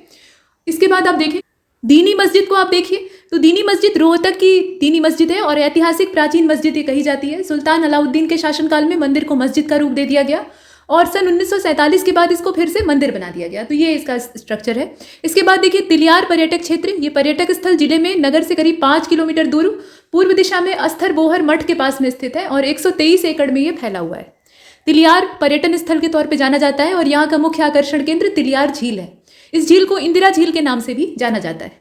गौकर्ण तालाब को देखें आप, तो गौकर्ण नाम का जो तालाब है वो यहीं पर इस नगर में स्थित है। गोकर्ण महाराज के नाम पे इसे गौकर्ण तालाब कहा जाता है। लाल मस्जिद, ये रोहतक में, मतलब रोहतक नगर में एक मनोहर और प्रसिद्ध मस्जिद है। भिवानी बस स्टैंड पर स्थित इस मस्जिद को 1939 में यहाँ के एक प्रसिद्ध व्यापारी हाजी आशिक अली ने बनवाया था। नौरंग पर्यटन स्थल को देखिए तो ये महम चौबीसी चबूतरा इस नगर में स्थित है और 24 गाँव के किसी भी कार्य का फैसला यहाँ पे किया जाता था, इसीलिए इसका नाम चौबीसी, बीसी मतलब 20 और 4 उसमें और जोड़ दिया तो बन गया 24, तो इसे चौबीसी चबूतरा कहा जाता है। और इसी के साथ नौरंग नाम का पर्यटन स्थल है जो कि पर्यटन विभाग के द्वारा यहाँ बनवाया गया। काजी की मस्जिद यहीं पर है, 22 किलोमीटर दूर रोहतक से है, प्राचीन मस्जिद और 60 फीट ऊंची इसकी मीनार है और सफ़ेद पत्थरों से बनाई गई है। जींद को देखते हैं, मुंजावता यहाँ पे है जो कि बहुत खूबसूरत जगह है और ये निरंजन में स्थित है, जींद से लगभग 6 किलोमीटर की दूरी पर। रानी का तालाब भी जींद में है और धमतान साहिब का गुरुद्वारा यहीं पर है। सिखों के 9वें गुरु थे तेग बहादुर जी, तो उनके रात्रि विश्राम करने के कारण ये जो जगह है ये काफ़ी प्रसिद्ध है। इसके बाद देखें बीरबारा वन्यजीव अभ्यारण्य को, तो 2007 में इसको स्थापित किया गया था। भूतेश्वर मंदिर, ये भगवान शिव का मंदिर है, भूतेश्वर या भूतनाथ उन्हीं को कहा जाता है। और जींद रियासत के महाराजा रघुवीर सिंह के द्वारा इसको बनवाया गया था 1778 या 1780 के बीच में। मतलब निर्माण कार्य जो है वो 1778 में शुरू हुआ था और 1780 तक ये पूरा होता है। और रानी तालाब के बीचों बीच बना हुआ है। ये मंदिर कैसा है, एक तालाब के बीच में बना हुआ है। जीतगिरी मंदिर ये ककडौड़ में है। जींद का किला ये गणपत सिंह के द्वारा बनवाया गया था 1795 में। जयंती पुरातत्व संग्रहालय 2007 में स्थापित हुआ था और हजरत गाजी साहिब की दरगाह ये नरवाना में है, ये आपने देखा। हिसार को देखते हैं तो शेख जुनैद की मजार यहाँ पे है और ये सूफी संत परंपरा की एक महत्वपूर्ण कड़ी थे और इनकी मजार नागौर गेट के दक्षिण में है। इसके बाद आप देखें प्राणपीर बादशाह का मकबरा, तो ये वर्तमान जो राजकीय स्नातकोत्तर महाविद्यालय है उसके पीछे की तरफ सूफी पीर शेर बहलोल के मकबरे के तौर पे स्थित है। और ये पीर एक महान सूफी संत थे। इन्होंने गयासुद्दीन तुगलक के बारे में भविष्यवाणी की थी कि वो दिल्ली के सिंहासन पर बैठकर हिंदुस्तान पर शासन करेगा, ये आपने देखा। इसके बाद देखिए लाडबाग, तो ये 1857 का जो विद्रोह था उसके दौरान हांसी और हिसार में भारतीयों द्वारा मारे गए कुछ यूरोपियन, जिनमें कि हिसार का कलेक्टर भी था, उसकी याद में स्मारक के तौर पर स्थापित किया गया था। जहाज कोठी, ये जॉर्ज थॉमस का निवास स्थान था, इसे जॉर्ज कोठी भी कहा जाता था। गांव के लोगों के द्वारा इसे जहाज की भी कहा जाने लगा, मतलब जहाज की कोठी भी कहा जाने लगा। अब देखिए आर्य समाज, तो आर्य समाज मंदिर की बात हो रही है। आर्य समाज मंदिर ये लाला लाजपत राय के द्वारा बनवाया गया था 1886 में। दिगंबर जैन मंदिर ये करीब 1000 साल पुराना है, प्राचीन है काफ़ी। शीलनाथ का डेरा ये सुल्तानपुर जो गांव है मतलब हिसार जिले में ये स्थित है और साधुओं की तपोभूमि भी इसको कहा जाता है। कई साधुओं की यहाँ पे समाधियाँ भी हैं। देवी भजन मंदिर ये मंदिरों की संगम स्थली कही जाती है। बिश्नोई मंदिर ये हरियाणा में है, बिश्नोई समाज का सबसे बड़ा मंदिर है। बुआ कुंवारी मंदिर ये कुंवारी गांव में है। चार कुतुब दरगाह ये सूफी संतों की मजार है, मतलब 4 सूफी संतों की इकट्ठे मजार है। मीरा साहब की मजार ये 800 साल पुरानी बाबा मीरा साहब की मजार है, हाँसी में स्थित है। असीगढ़ का किला ये पृथ्वीराज चौहान का किला है, हाँसी में स्थित है। और अग्रोहा का किला ये महाराज अग्रसेन के द्वारा निर्मित किला है और ये अग्रोहा में स्थित है, ये दिखाई दे रहा है। इसके बाद महेंद्रगढ़ को देखते हैं, तो यहाँ पर अटेली है। महेंद्रगढ़ में अटेली ये नरनौल से लगभग 20 किलोमीटर दूर अटेली में एक अनाज मंडी के तौर पे विकसित है। माधोगढ़ का किला ये महेंद्रगढ़ से 15 किलोमीटर की दूरी पर सतनाली सड़क मार्ग पे अरावली पर्वत श्रृंखला की सबसे ऊंची चोटी पर स्थित है। ऐतिहासिक किला है और इसका निर्माण राजस्थान के सवाई माधोपुर के शासक माधव सिंह के द्वारा करवाया गया था। इब्राहिम खान का मकबरा ये नरनौल में है, बहुत बड़ा गुंबद इसका है और इसे शेरशाह सूरी ने बनवाया था अपने दादा की याद में, वो आपने देखा था पीछे। मिर्जा अली जान की बावड़ी ये नरनौल के बाहर एक बावड़ी है और अली जान के द्वारा इसको बनवाया गया था। नरनौल की बावड़ी आपने देखा, ये 14 बावड़ियों मतलब नरनौल जो पूरा इलाका है उसमें 14 बावड़ियाँ हुआ करती थी और इसमें से जो मुख्य बावड़ी है वो तख्त वाली बावड़ी है, छलक नदी के किनारे ये स्थित है। मिर्जा अली जान के द्वारा इसको बनवाया गया था। पानी की कमी जहाँ होती थी या पानी ज़्यादा नीचे होता था वहाँ बावड़ियाँ बनवाई जाती थी। राजस्थान में आप बावड़ियों का चलन देखेंगे और हरियाणा भी बहुत ज़्यादा कोई नम जलवायु वाला इलाका तो है नहीं, सूखी जलवायु है, तो ऐसे में वहाँ बावड़ियों का चलन बहुत बड़े पैमाने पर था, खासतौर पे जो ज़्यादा राजस्थान से सटे हुए एरिया है। इसके बाद देखिए शाह विलायत का मकबरा, तो शाह विलायत का मकबरा ये इब्राहिम खान के मकबरे के एक और स्थित है और आकार में बड़ा है। इसका निर्माण फिरोज शाह तुगलक के समय में हुआ था। चामुंडा देवी का मंदिर देख लीजिए, चामुंडा देवी का मंदिर नरनौल में है, प्राचीन मंदिर जो कि प्रमुख दर्शनीय स्थल भी है और ये सभी धर्मों की एकता का प्रतीक है। हमजा पीर दरगाह ये नरनौल में है, नरनौल से करीब 10 किलोमीटर की दूरी पर ग्राम धरासू में स्थित है और संत हमजा पीर की दरगाह भी काफ़ी ज़्यादा प्रसिद्ध है। हमजा पीर का पूरा नाम हजरत शाह कलामुद्दीन हमजा पीर हुसैन था। बागोद का शिव मंदिर ये महेंद्रगढ़ से लगभग 40 किलोमीटर दूर कनीना दादरी मार्ग पर स्थित है और बागोद का प्राचीन शिव मंदिर एक दर्शनीय स्थल है। चक्रवर्ती राजा दिलीप के काल में इसका निर्माण हुआ था, कालांतर में ये बागोद से बागेश्वर बन गया है, तो इसका नाम आप देखें। गुरुग्राम को देख लेते हैं, तो गुरुग्राम में है पटौदी महल पहला, जो कि छोटे से कस्बे पटौदी में नवाब इब्राहिम अली खां के महल के निर्माण के तौर पे कहा जाता था। मतलब ये 1935 में बना था और इस महल में अब होटल चलाया जाता है, व्हाइट पैलेस भी इसको कहा जाता है। इसके बाद सुल्तानपुर राष्ट्रीय पक्षी विहार को आप जानते ही हैं, 5 जुलाई 1991 को इसको बनवाया गया था और दिल्ली से करीब 46 किलोमीटर दूर गुरुग्राम फर्रुख नगर रोड पर यह पक्षी विहार स्थित है। साइबेरियन सारस रूस से अक्टूबर में यहाँ पर आते हैं प्रवास करने के लिए और फरवरी में चले जाते हैं। प्रवासी पक्षियों का क्या होता है, जब ज़्यादा ठंडी उनके इलाके में पड़ती है और उनके रहने के स्थान और खाने की चीज़ों पर बर्फ जम जाती है तो वहाँ से पलायन कर जाते हैं और ऐसे इलाकों की तलाश में आते हैं जो कि अपेक्षाकृत गर्म हो, जहाँ उन्हें भोजन उपलब्ध हो सके। तो ऐसे में ये हरियाणा की ओर रुख करते हैं और भारत के अन्य स्थानों में भी आते हैं। सराय अलावादी गांव की मस्जिद ये अलाउद्दीन खिलजी के समय में बनवाई गई थी, 1296 से लेकर 1316 का समय है। बसई झील बसई आर्द्रभूमि वेटलैंड साइट है, ये गुरुग्राम के बसई गांव में बसई आर्द्रभूमि के तौर पे विकसित हुआ है, जीव समृद्ध स्थल है। करनाल को देखते हैं, करनाल में क्या है, तरावड़ी है, जो कि मोहम्मद गोरी के द्वारा 1191 में जो हिंदुस्तान पे पहला हमला किया गया था, मतलब अजमेर के शासक पृथ्वीराज चौहान तृतीय के साथ युद्ध हुआ था, तराइन का युद्ध हुआ था, तो वही तलवाड़ी मैदान है। इसी को तराइन की पहली लड़ाई के नाम से जाना जाता है और ये युद्ध काफ़ी महत्वपूर्ण था। यहाँ पृथ्वीराज चौहान ने मोहम्मद गोरी को बहुत बुरी तरह से हराया था, मतलब हराया नहीं, सिर्फ ये कह लीजिए कि प्राण बख्श दिए थे। जब सेना भागने लगती है गोरी की तो वो जान बख्श देते हैं, नहीं तो चाहते तो मार डालते और बाद में उसी जान बख्शने की कीमत उनको चुकानी पड़ती है। इसके बाद आप देखें देवी मंदिर सालवन का जो है, इसको देख लेते हैं। तो मेलों का गाँव ये देवी मंदिर जो सालवन मेलों का गांव इसको कहा जाता है। इसके अलावा यहाँ राजा युधिष्ठिर ने दशाश्वमेध यज्ञ करवाया था, मतलब अश्वमेध यज्ञ, वो भी कुल मिलाकर 10। और यह गांव कभी राजा शालीवाहन की राजधानी भी, मतलब शालीवाहन की राजधानी के तौर पे भी जाना जाता था। और देख लीजिए मामा भांजा ये धरौड़ा जो क्षेत्र है, मतलब गांव है, ये शाहजहां के शासन में खान द्वारा विश्राम गृह के लिए बनवाई गई जगह थी और 1914 को ये राष्ट्रीय महत्व की संरक्षित स्मारक के तौर पे घोषित किया गया। ओएसिम पर्यटन स्थल ये करनाल में है। यहाँ आप देख रहे हैं सेंट जेम्स चर्च टावर, ये ब्रिटिश सरकार के द्वारा चर्च के अंदर ही बनवाया गया था और ये छावनी के तौर पे डेवलप हुआ था, सरकार की छावनी थी। सीता माई का मंदिर ये नीलोखेड़ी से 19 किलोमीटर की दूरी पर है। सीता माता यहीं पर जमीन में समा गई थी, तो अब सीता जी की जमीन में समाने के लिए कई जगहें जानी जाती हैं, उसमें कन्फर्म नहीं है कि एग्जैक्टली वो कहाँ पर समाई थी। ठीक है। उत्तर प्रदेश में भी भदोही जनपद में सीतामढ़ी नाम का एक स्थान है, कहा जाता है कि देवी सीता वहीं पर धरती में समा गई थी, तो इसमें कुछ कन्फर्म नहीं है। फिर इसके बाद आप आगे देखें, निर्मल कुटिया बाबा निक्का सिंह, ये धार्मिक मतलब सिख धार्मिक स्थल है। और गांधी मेमोरियल हॉल, ये पहले विक्टोरिया हॉल के नाम से जाना जाता था। मधुबन करनाल, ये 5 पीरों की मजार यहाँ पे स्थित है। किशोरी महल स्मारक, ये स्थापत्य का बहुत बड़ा केंद्र है, लोग देखने के लिए आते हैं दूर दूर से। दरगाह कलंदर शाह, ये अलाउद्दीन खिलजी के पुत्र खिज्र खां और शादी खां के द्वारा बनवाया गया था और बू अली शाह के नाम पे इसको बनवाया गया था। इसके बाद आप देखें अदिति मंदिर, ये आमीन गांव मतलब देवी अदिति का ये मंदिर है। तो देवी अदिति जो है वो देवताओं की माता थी, कहा जाता है कि भगवान सूर्य का यहीं पर जन्म हुआ था। इसके बाद मीरा साहिब का मकबरा, ये मकबरा जो है ये संत सैयद मोहम्मद उर्फ मिरान साहिब की याद में बनवाया गया था, जिन्होंने कि लोगों की भलाई के लिए संपूर्ण जीवन त्याग दिया था। और देख लीजिए अम्बाला में क्या क्या चीज़ें हैं। तो अम्बाला में मंजी साहिब गुरुद्वारा है, जो कि गुरुद्वारा मंजी साहिब उस स्थान पे बनाया गया है जहाँ सिखों के 6वें गुरु हरगोबिंद साहिब अम्बाला शहर की यात्रा के दौरान रहे थे, मतलब यहाँ उन्होंने कुछ समय तक प्रवास किया था। गुरुद्वारा लखनौर साहिब, ये गुरु गोविंद सिंह जी की माता का जन्म स्थान है और इसी वजह से मतलब ये ननिहाल है गुरु गोविंद सिंह जी का, तो इस वजह से यहाँ पर गुरुद्वारे का निर्माण हुआ है। अंबिका देवी मंदिर, ये कौरवों और पांडवों मतलब महाभारत काल का ये कहा जाता है। अम्बा अंबिका और अम्बालिका की याद में माँ भवानी का ये मंदिर बनवाया गया था। तीनों बहनें थीं और वो काशीराज की पुत्रियाँ थीं। इसके बाद आगे चलते हैं, दरगाह नौगज़ा पीर, ये अम्बाला शाहाबाद मार्ग पर अम्बाला से करीब 12 किलोमीटर की दूरी पर बाबा नौगज़ा पीर की दर्शनीय स्थल के तौर पर जानी जाती है। गुरु गोविंद सिंह का गुरुद्वारा ये बादशाही गुरुद्वारा कहलाता है और शारदा देवी का मंदिर ये हिंदुओं का पवित्र मंदिर स्थल है। सरस्वती पिंडी के आकार में मौजूद यहाँ पे दिखाई देती हैं। माता सरस्वती का यहाँ पे जो स्वरूप है वो कैसा है, पिंडी के रूप में। जैसे आपने देखा है ना वैष्णो देवी, तो वैष्णो देवी में जो वैष्णो माता है वो कैसी है, पिंडी के रूप में, मतलब पिंड हैं छोटे छोटे पत्थर के। तो वैसे ही यहाँ पे सरस्वती जो है मतलब देवी सरस्वती वो पिंडी के रूप में।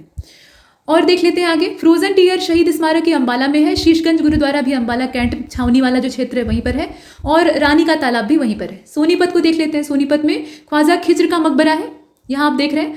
और 1522 में इब्राहिम लोदी ने यह मकबरा ख्वाजा खिज्र की याद में बनवाया था। भुरभुरे लाल पत्थर से ये बनाया गया है, मतलब जो बलुआ पत्थर होता है, और ऊंचे से चबूतरे पर यह बना हुआ है। पीर जमाल की मजार ये सोनीपत में स्थित है और हिंदू मुस्लिम एकता का प्रतीक है। मामू भांजा दरगाह ये सोनीपत में स्थित है और इमाम नसरुद्दीन और उनके भांजे इब्राहिम अब्दुल्ला की इकट्ठी मजारें यहाँ पे हैं। और दरगाह शिव मंदिर में स्थित है, जो कि हिंदू मुस्लिम भाईचारे की मिसाल पेश करता है। अकबरपुर बरोटा को देख लेते हैं। तो अकबरपुर बरोटा ये सोनीपत से लगभग 13 किलोमीटर की दूरी पर एक दरवाजे के तौर पर स्थित है, जो कि अर्तली दरवाजे के नाम से जाना जाता है। एटलस श्री राम मंदिर ये आपका सोनीपत में सबसे प्राचीन मंदिर है। और प्राचीन काली मंदिर जो है ये सोनीपत में माँ काली या महाकाली वही बात है, उनके प्राचीन मंदिर के तौर पे। और कहा जाता है कि लगभग ये 6000 साल पुराना है, मतलब इसकी जो प्राचीनता है वो काफ़ी ज़्यादा है, 6000 साल कम नहीं होते हैं। फिर देखिए भिवानी को, तो गौरी शंकर मंदिर यहाँ पे स्थित है, जो कि किरोड़ीमल मंदिर के नाम से भी जाना जाता है और प्रसिद्ध सेठ किरोड़ीमल के द्वारा इसको बनवाया गया था। और परमहंस मंदिर तिगड़ाना का देखें तो ये आपका बाबा परमहंस के 3 मंदिर हैं, उसमें से तिगड़ाना में उन्होंने डेरा डाला था, तो यहाँ पे जो मंदिर स्थित है उसे कहा जाता है परमहंस मंदिर। और भूतों का मंदिर ये भूत वंश के सेठों के द्वारा मल्लू वाले तालाब पे स्थापित किया गया था और 1919 में ये बनवाया गया था। पंचमुखी हनुमान मंदिर ये पतराम दरवाजे के बाहर बैरागी साधुओं के द्वारा बनवाया गया था। तो शाम की बारादरी ये चूने और छोटी ईंटों से बना हुआ बारादरी है, इसमें 12 दरवाजे हैं। बारादरी मतलब क्या, 12 दरवाजे हैं और ये केंद्रीय कक्ष के तौर पे, मतलब केंद्रीय कक्ष में बैठा व्यक्ति जो है वो चारों तरफ इन दरवाजों की सहायता से आसानी से देख सकता है। तो इस तरह की जो इमारत है उसका इस्तेमाल कचहरी या बैठक के तौर पे किया जाता था, तो इसे पृथ्वीराज की कचहरी भी कहा जाता है। रेड रॉबिन ये पर्यटन विभाग के द्वारा निर्मित एक होटल और रेस्टोरेंट है। रोहनाथ का कुआं आप देख रहे हैं, ये हांसी के पास में स्थित है। अंग्रेजों के जुल्म और तोपों के डर से करीब 20-21 औरतों और बच्चों ने कुएं में कूदकर अपनी जान दे दी थी। जाहरवीर गोगा पीर मंदिर ये गुडाना कला में है और ये महत्वपूर्ण मंदिर है। इसके अलावा पीर मुबारक शाह की दरगाह ये मुस्लिम संप्रदाय की आस्था का केंद्र है। लोहड़ पीर मजार ये पीर मजार के तौर पे जानी जाती है, महान योद्धा थे लोहड़ पीर। इसके अलावा मंदिर सेठ तुहीराम हरनाम दास, इसका निर्माण सेठ तुहीराम के द्वारा करवाया गया था।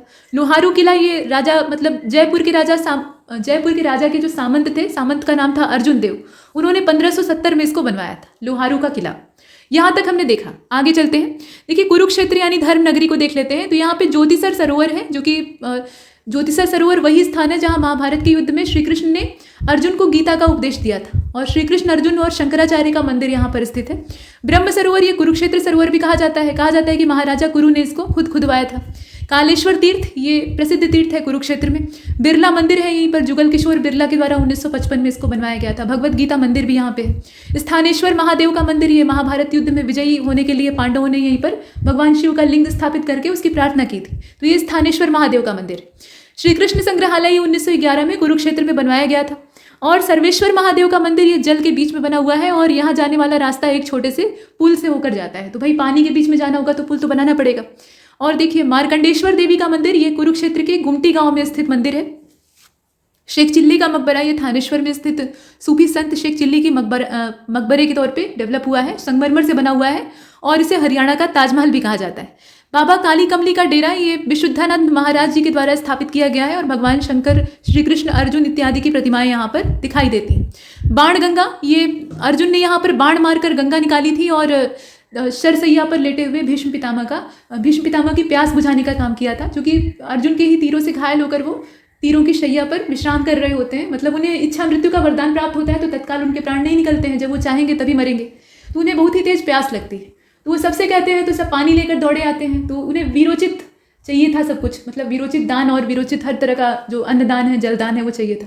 तो वो अर्जुन की ओर देखते हैं, अर्जुन उनका संकेत समझते हैं, तो वो अपने गांडीव से धरती में निशाना लगाकर बाण छोड़ते हैं, तो वहाँ से जलधारा फूट पड़ती है और निशाना ऐसा रहता है कि वो जलधारा सीधे पितामह के मुंह में ही जाकर स्पर्श करती है। तो ऐसा होता है, फिर बाण से ही उन्हें तकिया वगैरह भी लगाते हैं, वो आप कहानी देखते हैं।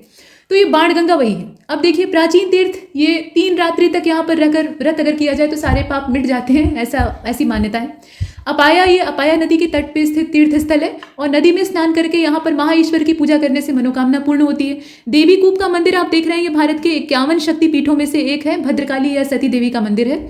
श्री तारा बाबा जी की कुटिया, ये गोविंद कांडा ने बनवाई थी, सिरसा के रहने वाले थे और 21 फुट ऊंचा यहाँ पर शिवालय, माफ कीजिए 71 फुट ऊंचा यहाँ पर शिवालय है, ये इसकी विशेषता है।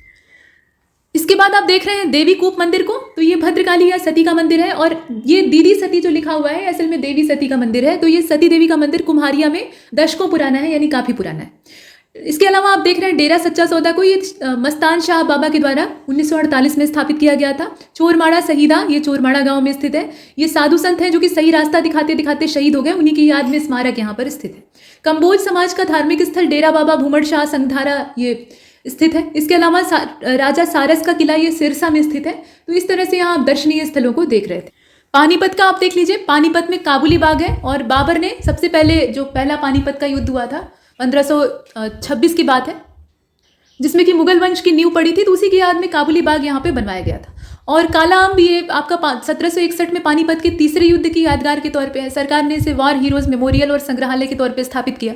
सलारगंज गेट, ये त्रिपोलिया दरवाजा नवाब सलारगंज के नाम से प्रसिद्ध है और अपनी वास्तुकला के लिए जाना जाता है। इसके अलावा प्रसिद्ध सिद्ध शिव शनिधाम, ये धार्मिक एकता का प्रतीक है, इसे दादा पोता मंदिर भी कहा जाता है। बू अली शाह कलंदर दरगाह, ये चिश्ती संप्रदाय के शेख फरीद ने इसको स्थापित किया था और बू अली शाह चिश्ती संप्रदाय के प्रमुख सूफी संत थे। इसके अलावा कबीर उल औलिया हजरत शेख जलालुद्दीन की दरगाह, ये बू अली कलंदर के ही समकालीन थे, मतलब इनकी याद में है, पानीपत के सूफी संत थे। और सैयद रोशन अली साहिब की दरगाह, यहाँ पे हर धर्म के लोग दुआ करने आते हैं। अल्ताफ हुसैन हाली की कब्र, ये उर्दू, फारसी, अरबी और अंग्रेजी के बहुत ज़्यादा अच्छे ज्ञाता थे।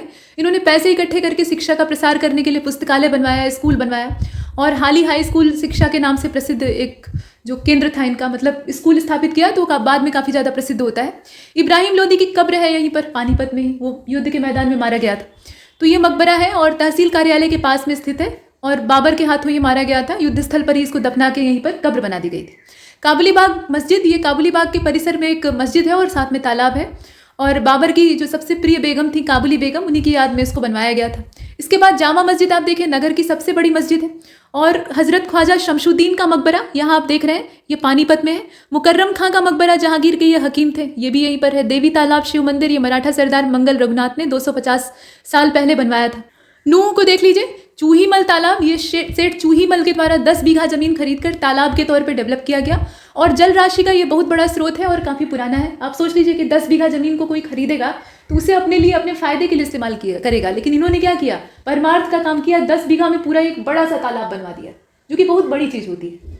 मतलब तालाब खुदवाना अपने आप में खुद पुण्य का काम है। पहले के समय में कुएं बावड़ियाँ और तालाब खुदवाना और पेड़ लगाना ये पुण्य का काम माना जाता था और लोग कहते थे कि ऐसा करने वाला सीधा स्वर्ग यात्रा करेगा। तो सही बात है, परोपकार करना, स्वर्ग यात्रा न भी करे तो लोग उसे याद करेंगे। ठीक, तो इन्होंने किया 10 बीघा ज़मीन खरीद कर उसे तालाब बनवा दिया। आजकल कोई ऐसा नहीं कर सकता। अब देखिए क्लासिक गोल्फ रिसोर्ट ये आपका कहाँ पे है, तो अरावली पर्वत श्रृंखला की तराई में जो पांडा तावड़ू गांव है वहाँ पे स्थित है और अंतर्राष्ट्रीय स्तर का ये गोल्फ कोर्स है। यहाँ पर विदेशी पर्यटक भी आते हैं। कोटला झील ये मेवात की ही नहीं बल्कि एशिया की पूरी सबसे बड़ी झील कही जाती है। इस झील के बारे में बाबर ने बाबरनामा में भी उल्लेख किया है। शेख मूसा मजार ये चोखा की मजार भी कही जाती है। तो पीर फकीरों की और ऋषि मुनियों की कर्मस्थली है मेवात और यहाँ पे शेख मूसा का संबंध ईरान से बताया जाता है और ये निज़ामुद्दीन औलिया के मुरीद थे। तो हजरत शेख मूसा की दरगाह पल्ला गांव में पहाड़ी तलहटी में मुगल बादशाह अकबर के द्वारा बनवाई गई थी। ताबड़ू का किला ये नाहर सिंह राजा का किला था। ऊंची ऊंची दीवारें इसमें है और यहाँ पर थाना बना हुआ है। ठीक है, यहाँ थाना बना हुआ है। तावड़ू के गुंबद ये मुगलकालीन शासन में ही बने हैं। गुंबद में कब्रें मौजूद हैं। कंट्री क्लब ये आपका दिल्ली जयपुर राष्ट्रीय राजमार्ग पर मानेसर के पास 300 एकड़ में फैला हुआ है और भारत का सबसे पहला कंट्री क्लब है। पलवल को देख लीजिए, तो पलवल में पांडवन है, सती का स्थान है और पंचवटी इत्यादि है। पांडवन जो है इसमें पांडवों ने अपने अज्ञातवास का कुछ समय बिताया था। वैसे तो देखा जाए तो अज्ञातवास बिताते बिताते और अपना वनवास गुजारते गुजारते भाई 12 साल कम नहीं होते और 12 साल का वनवास और 13वें साल छिप छिप कर गुजारना यानी अज्ञातवास। तो ऐसे में वो बहुत लंबी यात्रा पर निकल गए थे। यानी दक्षिण भारत में आप देखेंगे कि वो केरल तक घुमाए थे। तो इतना उनका घुमंतु जो क्षेत्र था वो फैला हुआ था। तो हरियाणा में भी ये गए होंगे, इसमें कोई संदेह नहीं है। तो पांडवन यहाँ पे है और इसके अलावा सती का स्थान है, ये होडल क्षेत्र में है। भव्य मंदिर और तालाब यहाँ स्थित है। पंचवटी ये पांडवों के समय का मंदिर है और अज्ञातवास के समय इन्होंने यहाँ पर विश्राम किया था। 5 बरगदों का समूह जहाँ भी पाया जाता था वहाँ पंचवटी हो जाती थी। भगवान राम ने भी एक ऐसे ही स्थान पर अपनी कुटिया बनाई थी। ठीक, 5 बट वृक्षों का समूह। और आप खुद सोच लीजिए एक बरगद कितना बड़ा होता है। 5 बरगद अगर एक साथ होंगे तो कितना छायादार वो एरिया होगा। तो वहाँ टिकने लायक जगह होती है।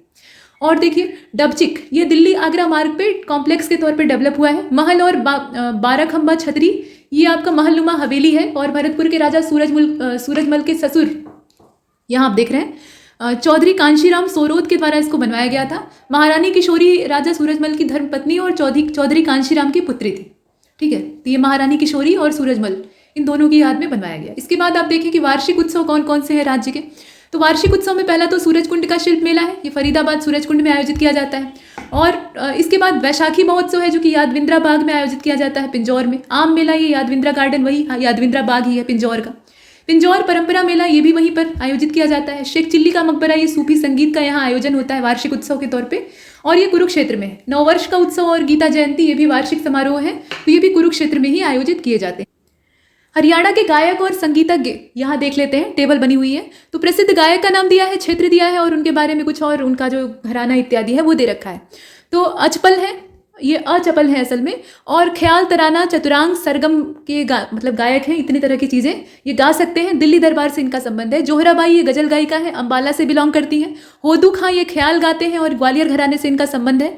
पंडित जसराज का संबंध शास्त्रीय संगीत से है, हिसार के ये हैं और स्वर सम्राट की उपाधि इनको दी गई है। कल्लन खां ये ख्याल गायक हैं, गुड़ियानी रेवाड़ी से ये संबंधित है।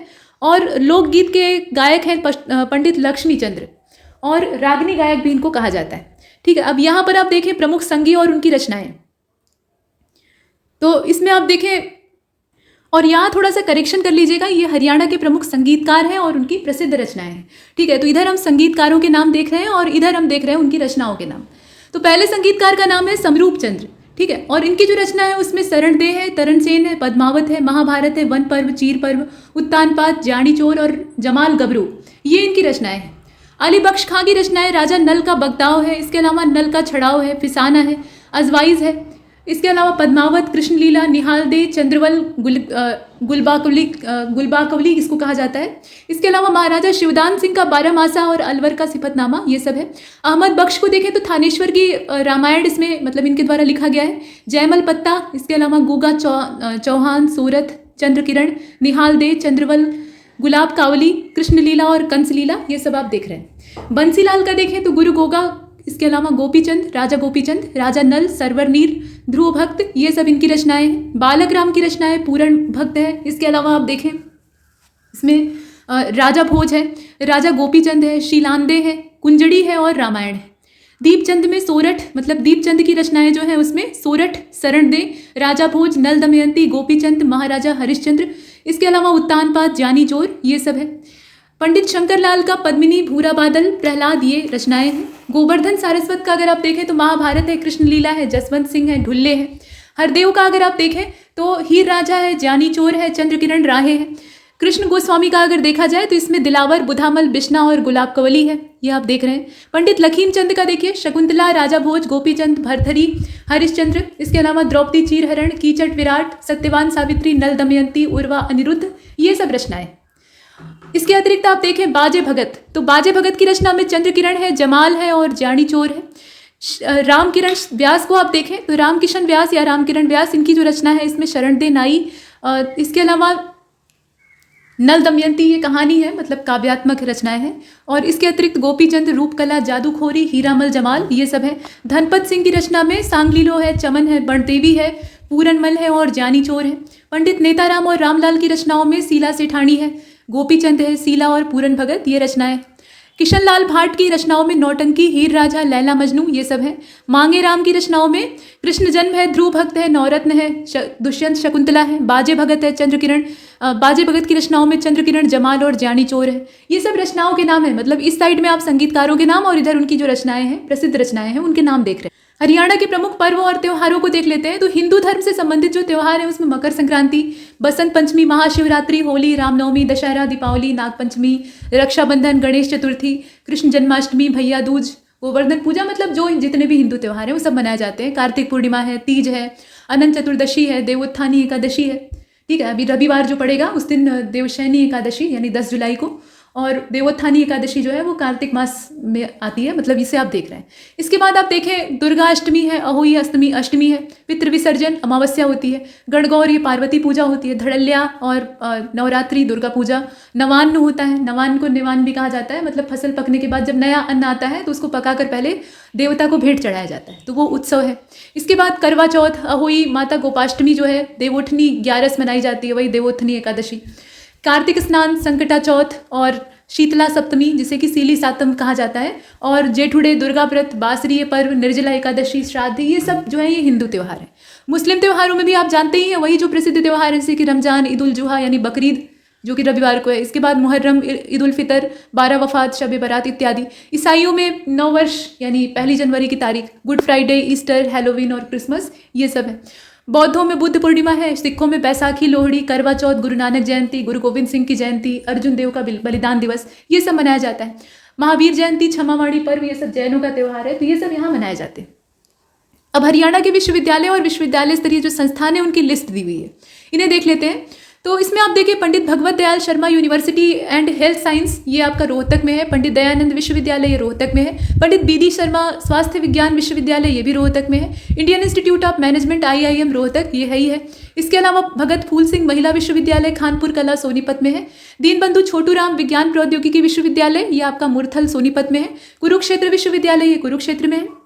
महर्षि विश्वविद्यालय, ये भी कुरुक्षेत्र में है। लाला लाजपत राय पशु चिकित्सा और पशु विज्ञान विश्वविद्यालय, हिसार में है। चौधरी चरण सिंह कृषि विश्वविद्यालय, ये भी हिसार में है। गुरु जम्बेश्वर विज्ञान प्रौद्योगिकी विश्वविद्यालय, ये हिसार में है। इंदिरा गांधी यूनिवर्सिटी मीरपुर रेवाड़ी में है। और YMCA university of science and technology, ये फरीदाबाद में है। चौधरी रणवीर सिंह विश्वविद्यालय जींद में है। इंडियन नेशनल डिफेंस यूनिवर्सिटी, ये आपकी बिनौला गुड़गांव में, मतलब गुरुग्राम में है। चौधरी बंशीलाल विश्वविद्यालय भिवानी में है। हरियाणा केंद्रीय विश्वविद्यालय, ये जंतपाली महेंद्रगढ़ में है। और चौधरी देवीलाल विश्वविद्यालय, ये आपका सिरसा में। निजी विश्वविद्यालयों की अगर बात करें तो उसमें KR मंगलम यूनिवर्सिटी, ये गुड़गांव में है। स्कूल ऑफ इंस्पायर्ड लीडरशिप, ये गुड़गांव में है। GD गोयनका यूनिवर्सिटी, ये भी गुड़गांव में है। ITM यूनिवर्सिटी, ये भी गुड़गांव में है। MIT यूनिवर्सिटी, ये भी गुड़गांव में है। ठीक है, इसके बाद आप देखें APJ सत्य यूनिवर्सिटी, ये आपका गुड़गांव में है। अशोका यूनिवर्सिटी, ये सोनीपत में है। ठीक है, और भारतीय विद्यापीठ, ये भी सोनीपत में है। OP जिंदल ग्लोबल यूनिवर्सिटी, ये भी सोनीपत में है। और स्काईलाइन बिजनेस स्कूल, ये भी सोनीपत में है। तो जो एक जगह है उनको एक साथ आप याद करेंगे। इसके बाद अब पलवल वाला देखिए, तो पलवल में आपका MBN यूनिवर्सिटी है। आधुनिक विद्या निकेतन, ये विश्वविद्यालय जो है ये सोनीपत में है। बाबा जगन्नाथ यूनिवर्सिटी, ये झज्जर में है। और बाबा मस्तनाथ यूनिवर्सिटी, ये अस्थल बोहर रोहतक में है। इसे आपने देखा। अब इसके बाद डीम्ड विश्वविद्यालयों को देखिए, तो लिंगिया विश्वविद्यालय, ये फरीदाबाद में है। मानव रचना इंटरनेशनल यूनिवर्सिटी, ये फरीदाबाद में है। 4 स्कूल ऑफ मैनेजमेंट, ये सोनीपत में है। Indian institute of food technology entrepreneurship and management, ये डीम्ड यूनिवर्सिटी है, ये सोनीपत में है। अंसल यूनिवर्सिटी गुड़गांव में है। MIT यूनिवर्सिटी आपकी मानेसर गुड़गांव में है। और नीलम यूनिवर्सिटी जो है ये कैथल में है, NIILM। और भारतीय रक्षा विश्वविद्यालय, ये आपका गुरुग्राम में है। महर्षि मार्कंडेश्वर विश्वविद्यालय, ये मुलाना अंबाला में पड़ेगा। और नेशनल डेयरी रिसर्च इंस्टीट्यूट, ये करनाल में। इसे हमने देखा। आगे चलते हैं, राष्ट्रीय राजमार्गों को देख लेते हैं। तो राष्ट्रीय राजमार्गों पर हालांकि हमने एक निगाह डाली थी, लेकिन यहाँ पर थोड़ा और संक्षिप्त परिचय दे दिया हुआ है, मतलब टेबुलर फॉर्म में आप देख रहे हैं। तो दिल्ली अमृतसर ये नेशनल हाईवे नंबर 1 है। मुरथल, पानीपत, करनाल, पीपली, शाहबाद और अंबाला से होकर ये गुजरता है।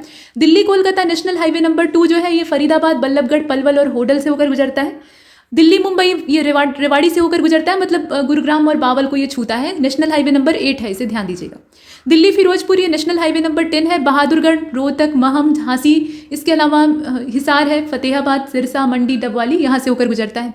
नेशनल हाईवे नंबर 21A की अगर बात करें तो ये पिंजौर और पंचकुला से होकर गुजरता है।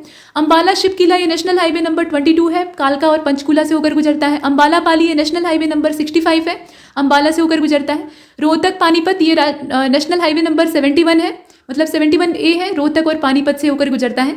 अंबाला हरिद्वार वाला ये आपका जो नेशनल हाईवे नंबर 72 है, ये अंबाला और जगाधारी से होकर गुजरता है, हरियाणा में।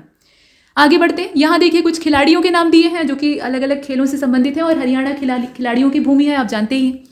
तो कपिल देव क्रिकेटर के तौर पर विख्यात थे, इनको परिचय की आवश्यकता है ही नहीं है। और इसके बाद आप देखें मास्टर, तो मास्टर जो है ये कुश्ती के मास्टर थे और नरेंद्र सिंह का जूडो में अपना कोई सानी नहीं था। नवाब पटौदी ये क्रिकेट से संबंधित थे। चांदराम धावक थे। गीता जुत्शी ये धावक। इसके अलावा सुरेश यादव ये भी धावक। नीलम जयसिंह ये भी धावक, मतलब ये सब रनर हैं। और बहादुर सिंह गोला फेंक प्रतियोगिता। इसके बाद गिरवर सिंह मुक्केबाजी। सुनीता शर्मा जिम्नास्टिक। निर्मला गुलिया जिम्नास्टिक। संध्या जिम्नास्टिक। और नीचे वाले को देख लेते हैं तब आगे बढ़ते हैं। रोहताज सिंह दहिया ये कुश्ती से संबंधित हैं और दीपा मलिक का संबंध है गोला फेंक से।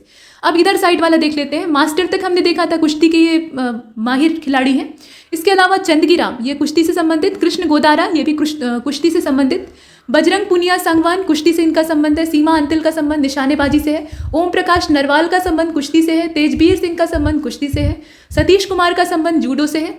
संदीप कोठिया का संबंध हैंडबॉल से है और भूपिंदर कौर का संबंध हॉकी से है। प्रीतम ठकरान का संबंध हॉकी से है और कुलदीप सिवाज का संबंध हॉकी से है। इन्हें हमने देखा। आगे बढ़ते हैं, यहाँ आप देख रहे हैं नरेंद्र सिंह को, तो नरेंद्र सिंह का संबंध जूडो से है। नीरज चोपड़ा भाला फेंक, परिचय के मोहताज नहीं है। योगेश्वर दत्त कुश्ती, ये सभी जो है खिलाड़ी, इनके नाम हम जानते हैं और इन्होंने भारत को मेडल दिलाए हैं। इसके बाद ममता खराब ये हॉकी से संबंधित है और श्रीचंद ये धावक है। कर्णम मल्लेश्वरी भारोत्तोलन कांस्य पदक इन्होंने जीता था। और बबीता कुमारी कुश्ती, विनेश फोगाट कुश्ती, अखिल कुमार मुक्केबाजी, विजेंद्र मुक्केबाजी, जितेंद्र मुक्केबाजी और साक्षी मलिक कुश्ती, ये सब हमने देखा। आगे चलते हैं, चंडीगढ़ के बारे में देख लेते हैं जो कि हरियाणा राज्य की राजधानी है और ये केंद्र शासित प्रदेश भी है।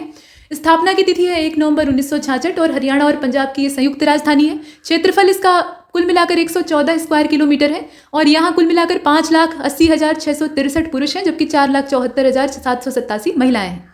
10 लाख मतलब 10.5 लाख के आसपास आबादी है, वो आप देख रहे हैं। जनसंख्या के आधार पर राज्यों और केंद्र शासित प्रदेशों में इसका स्थान है 31वां, ठीक है, 31वें नंबर पे ये है और भारत की कुल जनसंख्या का करीब 0.008% ये कवर करता है। दशकीय वृद्धि दर यहाँ 17.2% थी पिछले दशक में और लिंगानुपात 818 है, यानी 2011 के सेंसस के हिसाब से।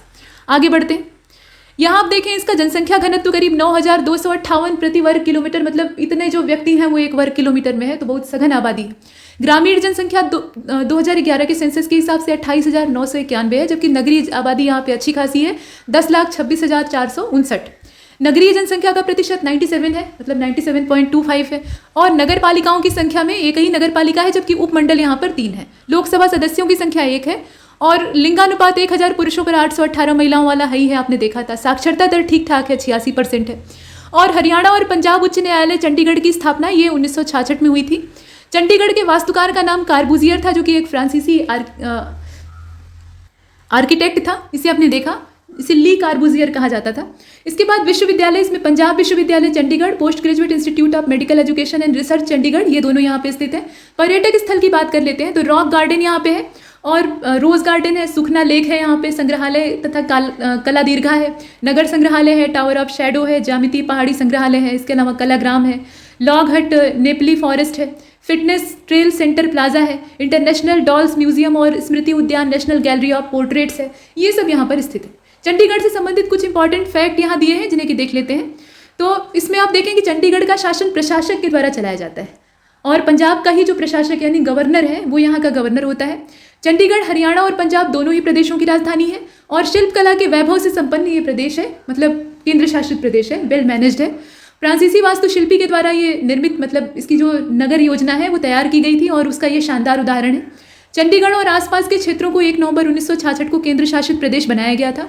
25 सितंबर 2005 का पहला दिन जो था, मतलब 25 सितंबर 2005 का जो दिन था, उस दिन चंडीगढ़ के इतिहास में एक महत्वपूर्ण घटना घटी थी। मतलब इस दिन पूर्व प्रधानमंत्री डॉक्टर मनमोहन सिंह ने राजीव गांधी चंडीगढ़ टेक्नोलॉजी पार्क का उद्घाटन किया था। चंडीगढ़ रेल, सड़क और विमान सेवा से बहुत अच्छी तरह से जुड़ा हुआ है। तो चूंकि शहरीकरण यहाँ पे एकदम अपनी चरम सीमा पर है, तो इसलिए हर तरह की सुविधाएं यहाँ उपलब्ध है।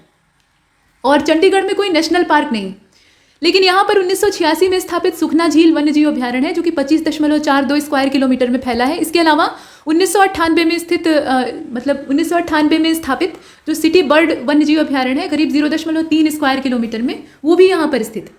बड़े और मझोले उद्योगों की संख्या यहाँ 15 है, जबकि छोटे उद्योगों की संख्या अच्छी खासी है, 3140, जो कि 30,000 लोगों को रोजगार देता है, 30,000 लोगों को एम्प्लॉयमेंट देता है और प्रतिवर्ष करीब 600 करोड़ रुपए की आमदनी इससे होती है। ये तो हमने चंडीगढ़ की जानकारी यहाँ पर प्राप्त की।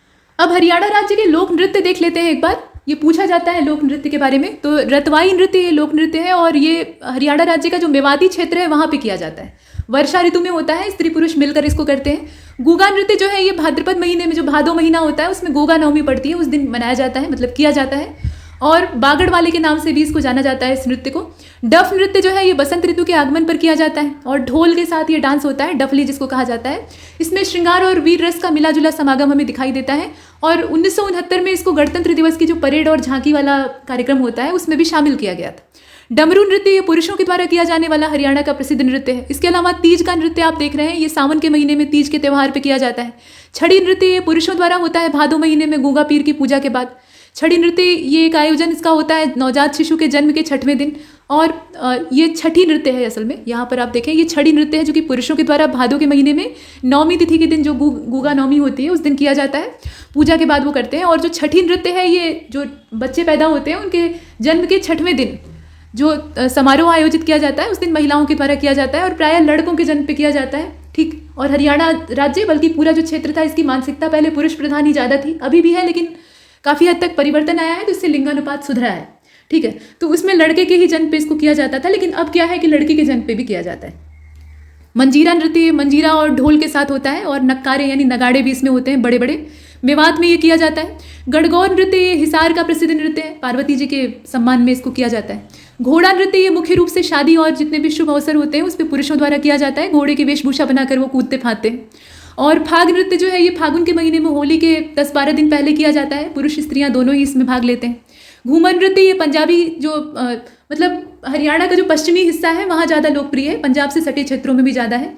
और ये नृत्य होली, गणगौर और तीज जैसे त्योहारों पर किया जाता है, मतलब खुशी के मौक़ों पर किया जाता है। खोरिया नृत्य ये दूल्हे पक्ष की महिलाओं के द्वारा विवाह के अवसर पर नववधू के आगमन से पहले रात भर किया जाता है। ठीक है, नववधू का आगमन होता है तो असल में लड़के के घर से बारात विदा हो जाती है, मतलब बारात चली जाती है और आती है लड़की के घर, तो सारा स्वागत सत्कार और जितना खिलाने पिलाने और उनके नाच नखरे झेलने का जिम्मा है वो लड़की वालों के सिर पर होता है। लड़के वाले घर में जो महिलाएं टिकी रहती हैं, पुरुष पहले का जो परंपरा थी उसमें विवाह बारात में चले जाते थे, महिलाएं घर में अकेली होती थी, तो उनके पास मक्खियाँ मारने के अलावा कोई काम नहीं होता था। तो बहू के स्वागत की अपनी तैयारी वारी करने के बाद वो अपने मनोरंजन के लिए कुछ नृत्य और नाटक खेलती थी, मतलब नाटिका खेलती थी। ठीक है, उसको नकटा भी बोला जाता है। उत्तर भारत में, मतलब उत्तर प्रदेश वाले हिस्से में नकटा बोलते हैं, कहीं कहीं जलुआ बोलते हैं।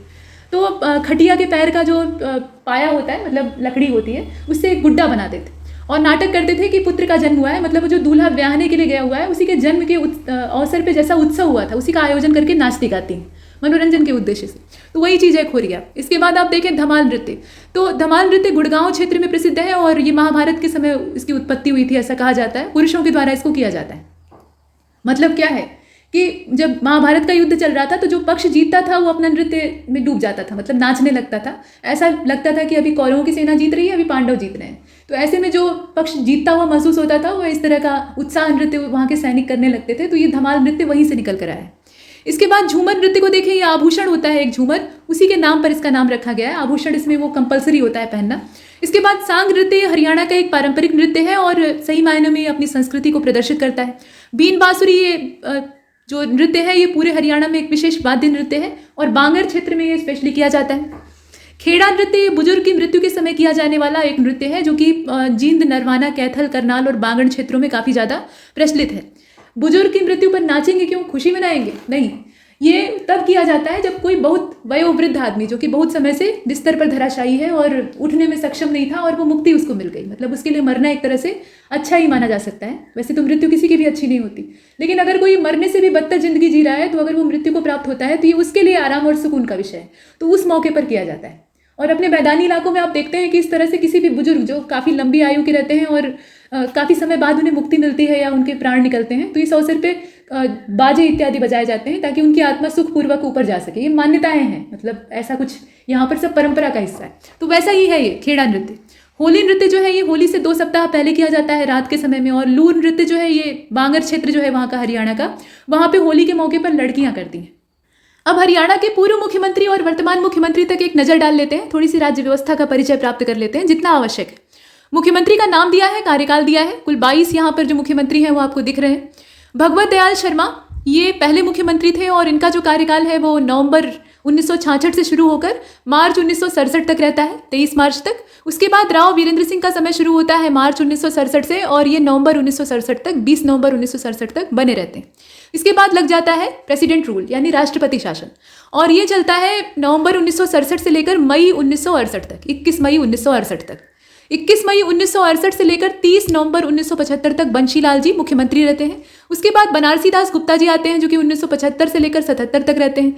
77 मतलब 1977 में 30 अप्रैल 1977 से लेकर 21 जून 1977 तक एक बार फिर से राष्ट्रपति शासन लगता है। उसके बाद जो अगले मुख्यमंत्री बनते हैं उनका नाम है देवीलाल, और देवीलाल जो है इनका जो समय है वो 21 जून 1977 से लेकर 28 जून 1979 तक रहता है। इसके बाद भजन लाल जी हैं और ये 28 जून 1979 से लेकर यहाँ आप देख रहे हैं इन्हें 4 जून 1986 तक बने रहते हैं। इसके बाद बंशीलाल जी जो है ये 5 जून 1986 से लेकर 19 जून 1987 तक रहते हैं। देवीलाल का समय फिर आता है तो ये 20 जून 1987 से लेकर 2 दिसंबर 1989 तक रहते हैं। ओम प्रकाश चौटाला जी का जो समय है वो 1989 से लेकर 90 तक का है, मतलब 5 ये आप देख रहे हैं 22 मई 1990 तक का है। इसके बाद बनारसी दास गुप्ता जी यहाँ आप देख रहे हैं ऊपर वाला 12वें नंबर पे, ये 23 मई 1990 से शुरू करते हैं अपना कार्यकाल और 12 जुलाई 1990 तक रहते हैं। उसके बाद ओम प्रकाश चौटाला जी आ जाते हैं और ये 12 जुलाई 1990 से लेकर 17 जुलाई 1990 तक रहते हैं। फिर हुकुम सिंह का समय है ये 17 जुलाई 1990 से लेकर 22 मार्च 1991 तक रहते हैं। ओम प्रकाश चौटाला जी का फिर से समय आता है, ये मार्च 1991 से लेकर अप्रैल 1991 तक रहते हैं। एक बार फिर से प्रेसिडेंट रूल लग जाता है और ये चलता है जून 1991 तक। ठीक, इसके बाद भजन लाल का फिर से समय आता है और ये 23 जून 1991 से प्रधानमंत्री बनते हैं और 23 जून 1991 तक ही रहते हैं। यहाँ पे 96 होना चाहिए, ठीक है। अब इसके बाद देखें बंशीलाल जी को, तो यहाँ देखें आप 11 इनका जो समय है ये 18वें नंबर पे है। यहाँ आप देख रहे हैं 11 मई 1996 से लेकर 22 जुलाई 1999 तक इनका समय रहता है। फिर ओम प्रकाश चौटाला जी का समय आता है, भूपेंद्र सिंह हुड्डा उनके नीचे हैं, तो ओम प्रकाश चौटाला जी 19वें नंबर पे है। 23 जुलाई 1999 को इनका टाइम शुरू होता है और 4 मार्च 2005 को ये अपना कार्यकाल समाप्त करते हैं। भूपेंद्र सिंह हुड्डा 20वें नंबर पे और ये 5 मार्च 2005 से लेकर 25 अक्टूबर 2014 तक रूल करते हैं। उसके बाद 2 बार से मनोहर लाल खट्टर जी ही हैं। पहला जो इनका कार्यकाल था वो 26 अक्टूबर 2014 से लेकर 2019 अक्टूबर तक का था और फिर अक्टूबर 2019 से लेकर वर्तमान समय तक यही कार्यभार संभाले हुए हैं। राज्यपाल की बात कर लेते हैं, तो हरियाणा के पूर्व राज्यपाल और वर्तमान राज्यपाल यहाँ पर दिए हुए हैं। श्री धर्मवीर ये 1 नवंबर 1966 से लेकर 14 सितंबर 1967 तक थे। उसके बाद वीरेंद्र नारायण चक्रवर्ती ये 15 सितंबर 1967 से लेकर 26 मार्च 1976 तक थे। न्यायमूर्ति रंजीत सिंह नरूला का जो समय है वो 27 मई, यहाँ आप देख रहे हैं 27 मई से लेकर 13 अगस्त 1976 तक का था। जयसुखलाल हांथी जो है इनका समय 14 अगस्त 1976 से 1977 तक का था। हरचरण सिंह बराड़ का जो समय है वो 1977 से 1979 तक का था। जस्टिस सुरजीत सिंह संधावालिया इनका जो टाइम है वो 1979 से लेकर 1980 तक का है। गणपत राव देवजी तापसे 1980 से लेकर 1984 तक इनका रूल है। सैयद मुजफ्फर हुसैन बर्नी इनका 1984 से लेकर 1988 तक का समय है। हरियानंद बरारी का जो टाइम है वो 1988 से लेकर 1990 तक का है। ये हमने देखा। आगे चलते हैं, 10वें नंबर पे है श्री धानिकलाल मंडल, तो इनका जो टाइम है वो 7 फरवरी 1990 से लेकर 1995 तक चलता है। फिर महावीर प्रसाद जी का जो समय है वो जून 1995 से लेकर सन 2000 तक चलता है। बाबू परमानंद को आप देख रहे हैं यहाँ पे सन 2000 से लेकर 2004 जून से लेकर जून तक। यहाँ आपने देखा जून से लेकर मतलब जून सन 2000 में इन्होंने कार्यकाल संभाला था और जुलाई 2004 तक वो अपने पद पे रहते हैं। ओम प्रकाश वर्मा जी का जो समय है वो 2 जुलाई 2004 से लेकर 7 जुलाई 2004 तक का था। डॉक्टर अखलाक उर रहमान किदवई इनका जो अवधि है वो जुलाई 2004 से लेकर जुलाई 2009 तक की थी। श्री जगन्नाथ पहाड़िया 2009 से लेकर 2014 और श्री कप्तान सिंह सोलंकी 2014 से लेकर 2018। श्री सत्यदेव नारायण आर्य 25 अगस्त 2018 से लेकर 7 जुलाई 2021। ये हमने देखा। और अभी जो वर्तमान में है वो बंडारू दत्तात्रेय जी हैं 7 जुलाई 2021 से अभी तक। तो ये आपके 18वें नंबर के राज्यपाल हैं हरियाणा राज्य के। तो यहाँ तक हमने इस हरियाणा जीके को कवर किया है। जितना भी महत्वपूर्ण तथ्य था वो आपके सामने रखा गया और लिस्टिंग के फॉर्मेट में ज़्यादातर चीज़ें थी ताकि आपको समझने में और दोहराने में आसानी हो। तो इसमें इतना ही और ढेर सारी शुभकामनाओं के साथ नमस्कार।